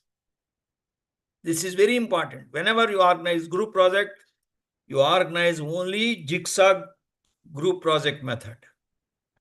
Special tools for differently abled students must be made available in classrooms and hostels in order to enable them learn effectively without any disadvantage in all active learning strategies implemented by the teacher. That environment must be created by the institutions. In the case of continuous and comprehensive assessment also, care must be taken that differently abled students do not have any disadvantage. If necessary, different assessment methods with due weightage may be implemented for differently abled students. There is nothing wrong in it. That kind of flexibility must be there. It's a good practice to provide one caretaker for a group of blind students staying in the hostels. Guidelines for conducting written examination for persons with benchmark disabilities, 2018. These are the UGC guidelines. All of you should know these things. Salient points I'm explaining, right? Detailed material is available in those websites. The facility of scribe or reader or lab assistant must be allowed to any person with benchmark disability. The candidate should have the discretion of choosing his own scribe or reader or lab assistant, or ask the examination section to give one. But the important point is the scribe or reader or lab assistant should have a qualification less than that of the candidate. Right? The candidate can also be given more than one scribe or for different languages. For example, English, one scribe, Hindi, another scribe. Right? So for these students, compensatory time must be given. For the regular students, if you give 3 hours for end semester examination, for these differently abled students who use the scribe, you should give 4 hours. That is the minimum time. Minimum time 4 hours. a few sources of open educational resources to select good questions for think group share activity, right? To select good challenging open-ended questions. There is wealth of open educational resources available. NPTEL is from India. Spoken Tutorial IIT Bombay is also from India. This is the list I have provided here. Open educational resources in India. NPTEL courses, online courses are available. Right? Online courses are available by NPTEL. Video lectures are available. Lecture notes is available, which you can make the best use in your classrooms. Then Swayam, study webs of active learning for young aspiring minds, program of MHRD Government of India. It's an indigenous IT platform in India that facilitates hosting of all courses taught in classrooms from 9th class to till post-graduation to be accessed by anyone, anywhere, anytime, free of cost for the learners in India, from India. Only thing is, if you need a certificate, you have to pay a nominal fee for the examination. You have to attend the examination. The best teachers in the country are involved in developing these SWAYAM courses. This is learner-centric MOOCs, learner-centric massive open online courses, SWAYAM courses. They are organized in 4 quadrants. The creator of the course, the best teacher, gives the video lecture in the self-learning mode, self-learning by the student. The pronunciation, because he is an Indian teacher, pronunciation also is clear to the student. Then specially prepared reading material, which can be downloaded and printed, that is also available. Then self-assessment tests through quizzes and quizzes. So students can watch the video, can read the print material, then can attend the self-assessment test. If they have done well, they have understood well. Otherwise, they can again watch the video, they can read the material, they can again appear for the self-assessment test. Most important point is, now you may ask me a question. If they have doubts, how to get clarification of the doubts? For that purpose, there is one thing called online discussion forum. Online discussion forum. In that platform itself, it is available for clearing the doubts. If 1,000 students have registered the course, so one student asks the question, there will be 10 students who will be answering the question.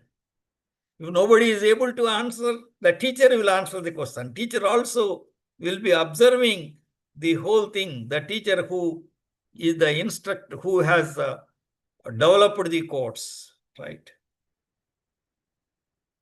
Swayam Prabha. So I must tell you, on Swayam course, Swayam and learner-centric MOOCs, I have developed the latest video, which I will share with the organizers. They will be sharing with you the latest video and a few videos which are very, very important videos also I shall try to share. For example, the most important ways to improve your teaching, right? So all strategies are given in detail there, right? Then you also have Swayam Prabha is a group of 32 DTH channels devoted to telecasting of high-quality education programs on 24/7 basis using GSAT-15 satellite. Right? This is the website.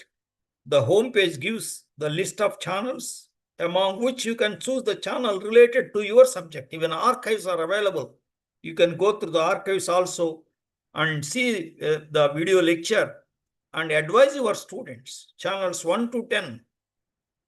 Developed by Consortium for Educational Communication of UGC, 11 to 18 and 30 by NPTEL, 29 by Quality Engineering Enhancement in Engineering Education Program of IIT Madras, channels 23 to 26 by IGNO, 19 to 22 by IIT Paul, 27 to 28 by National Institute of Open Schooling, 31 by NCRT, 32 by IGNO and NIOS. Again, I have publish the YouTube in my YouTube channel, Open Educational Resources and Creative Commons Licensing, Part 1, Part 2, Open Educational Resources in India.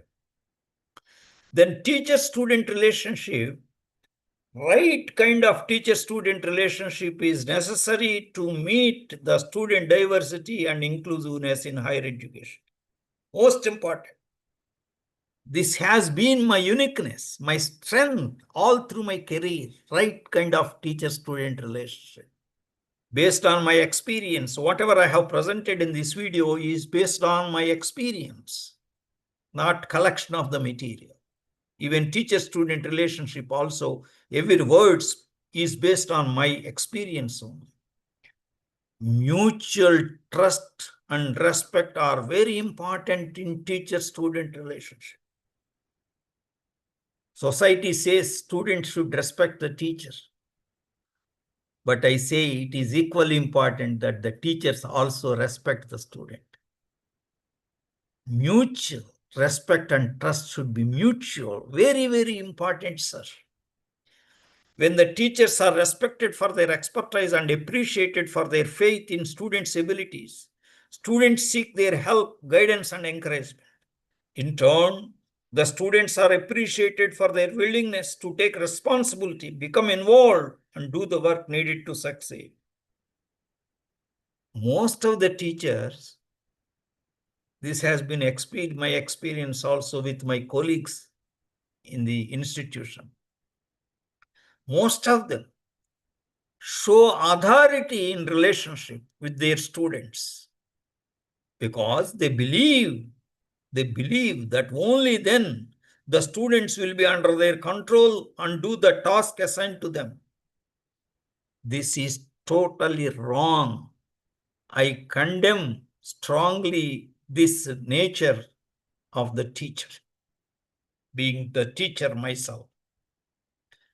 Any kind of authority has a negative impact on the relationship with the students. Authority breeds fear.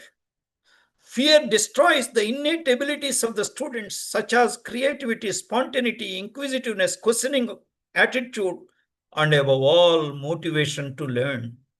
Students will not actively participate in the learning process. It is necessary that the teachers dispel fear among the students by building the positive relationship with them in the first classes. We play the role of facilitator of learning. We may use the phrases like, let us investigate, let us learn together, and appreciate the students for their effort in learning. Building positive teacher-student relationship. Assist students as instructor, facilitator, guide, and mentor. Encourage the students. Understand the students and their needs. Foster learning that is relevant to learners' needs.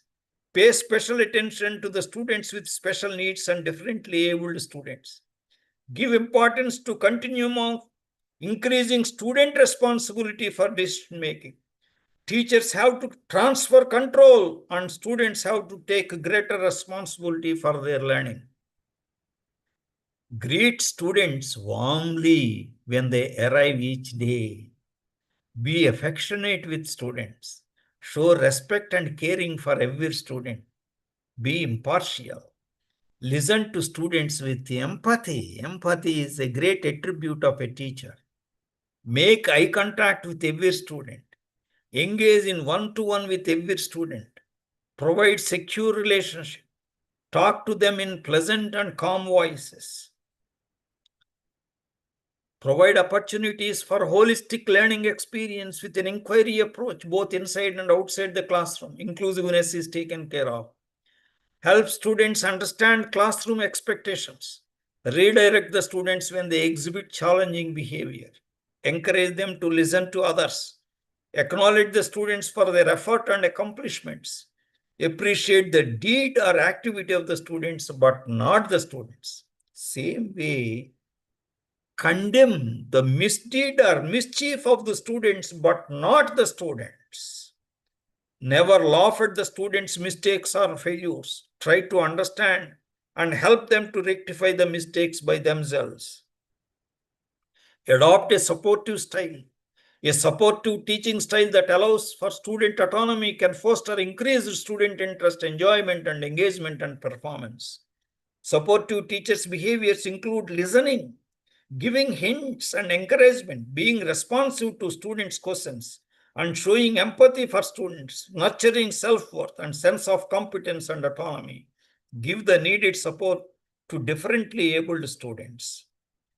Strategies with struggling students. When students are struggling with poor academic performance, low self-efficacy, and low motivation, one strategy that may help them is to guide them how to learn, to teach them how to learn, right? Outline specific strategies for completing an assignment, note-taking, and reviewing for examination. Scaffolding is one of the instructional techniques where challenge is gradually raised as students are capable of more complex tasks. This technique works well to motivate slow learners. Always encourage the students to compare with their earlier performance and achieve still better. Do not compare with other students' performance. Tell the students often that they should not compare with others' performance. They should compare with their earlier performance and try to improve upon. How a teacher should not be can be seen in a quotation by a great teacher, H.G. Ginott, who is the author of many books. I am reading this quotation. Blaming and shaming, preaching and moralizing, ordering and bossing, admonishing and accusing, ridiculing and belittling, threatening and bribing, diagnosing and prognosing. These techniques brutalize, vulgarize, and dehumanize children. I advise all of you not to use any of these techniques. I myself have never used any of these techniques throughout my career of more than 4 decades. Empathetic relationship with students and affection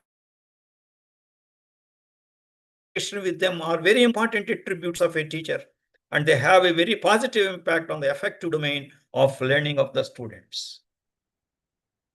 Man's inability to communicate is a result of his failure to listen effectively. A great psychologist, Carl Rogers. We think we listen, but rarely do we listen with real understanding, true empathy. Yet listening of this very special kind is one of the most potent forces for change that I know. Again, great quotation by Carl Rogers, a social psychologist. Guidance, counseling, and mentoring of students by teachers is necessary in all the institutions of higher education to deal with student diversity and inclusiveness in higher education. I have used all my expertise in guidance, counseling, and mentoring of thousands of students, and which made a great impact in their career and their attitude. So with this, though the lecture is started a bit late, 10 minutes late, so I thought I should conclude within time. Now, however, question answer session, conclusion. If a teacher is able to provide a congenial learning environment with an inquiry approach and nurtures his or her students to realize their full potential and live in harmony with all existence, it gives meaning and fulfillment to the life of the teacher. Only such teachers can do justice in meeting the challenges of student diversity and inclusiveness in higher education. My tributes to such great teachers. I wish that all of you become such great teachers. Thank you very much. Now, question answer session.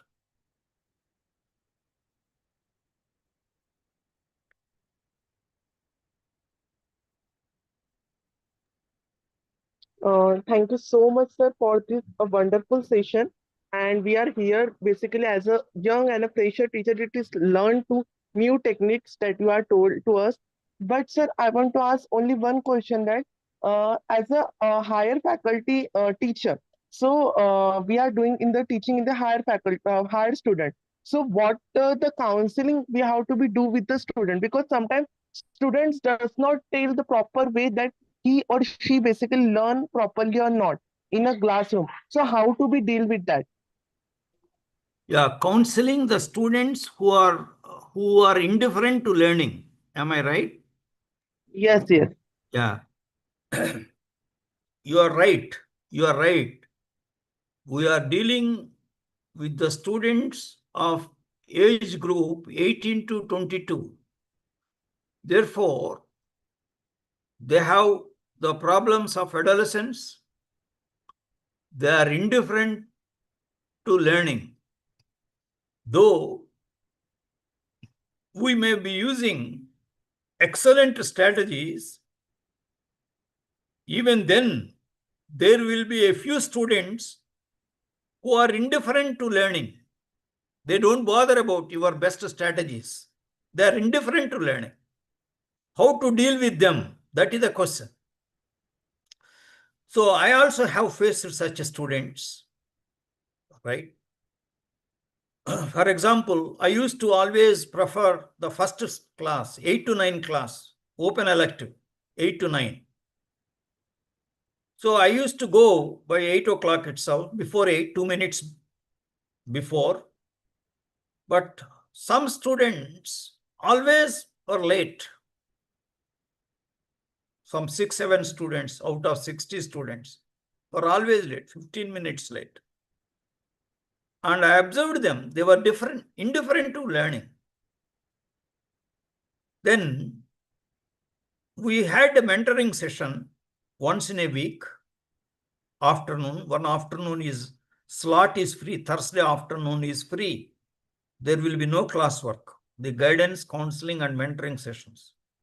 During that mentoring session, I used to talk to them one by one, not all 6 or 7 together, one by one. I never questioned them that why you are late, 15 minutes late in every class, what is the problem? You are indifferent? That was not my language. I used to inquire their background, about their parents, about their native place, right? So about their performance earlier, right? So I used to get some link with their background. I used to get some points where I can appreciate their achievements, like that. So a positive way, I used to work upon their strengths, then I used to say, you also, at the end, you can also do very well in this course. But the only thing is, I am missing you in every class for 15 minutes. I am missing you, right? So whenever I miss my students, I feel very, very uncomfortable because some knowledge gap will always be there. So if I don't miss you, then definitely you will do wonderfully well in this particular course also. Like that, individually, based on their background, based on their conversation, I used to motivate them like that during that mentoring, guidance, and counseling classes. Hours, 2 hours used to be there.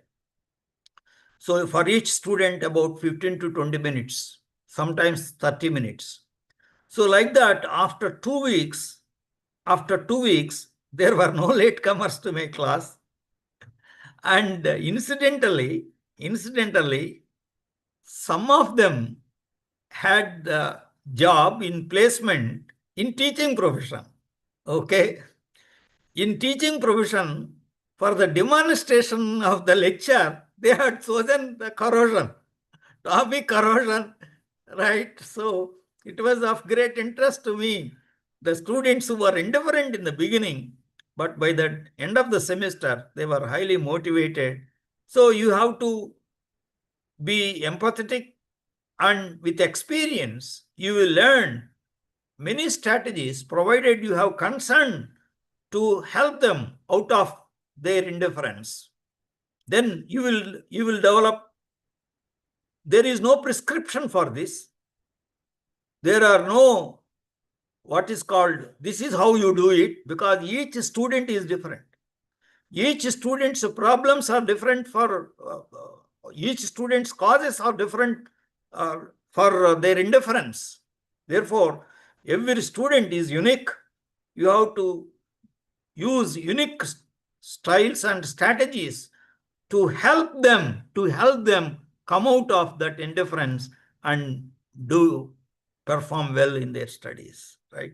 This is how I have been doing all through. I have faced so many students, but all my success rate is almost 100%, right, in dealing with such students, right? So did I answer your question? Your question is a very good question, a challenging question. In fact, every teacher faces that problem. So did I answer your question satisfactorily? Yes, sir. I'm satisfied with your answer, and I'm as a fresher, as a young, I'm basically try myself this technique with my student also, and I think I can also be doing that type of Yeah, technique, and it will be applicable for me also as yeah, a learner, and there also that they can be a good at in their comfort zone. yeah. Thank you so much, sir. Great. Okay. Very good question. It's really a very challenging question.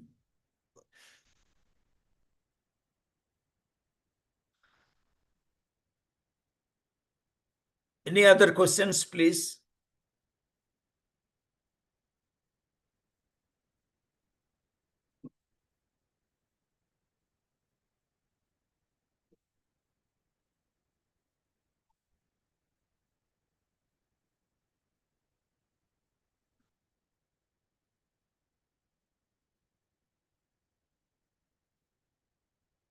Any other reflections? Any other questions, please?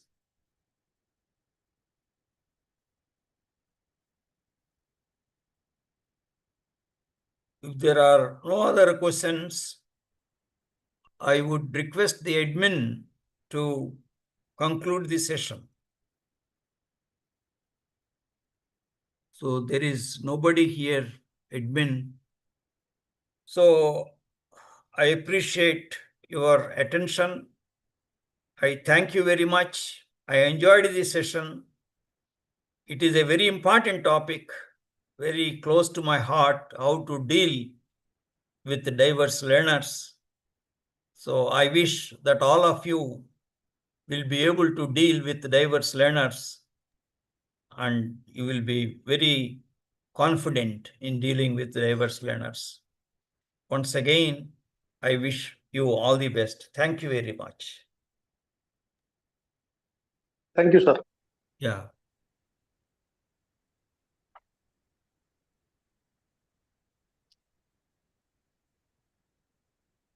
Because there is no admin, so I'm stopping here sharing and concluding. Okay, sir. Thank you. Yeah, right. Thank you, sir. Yeah.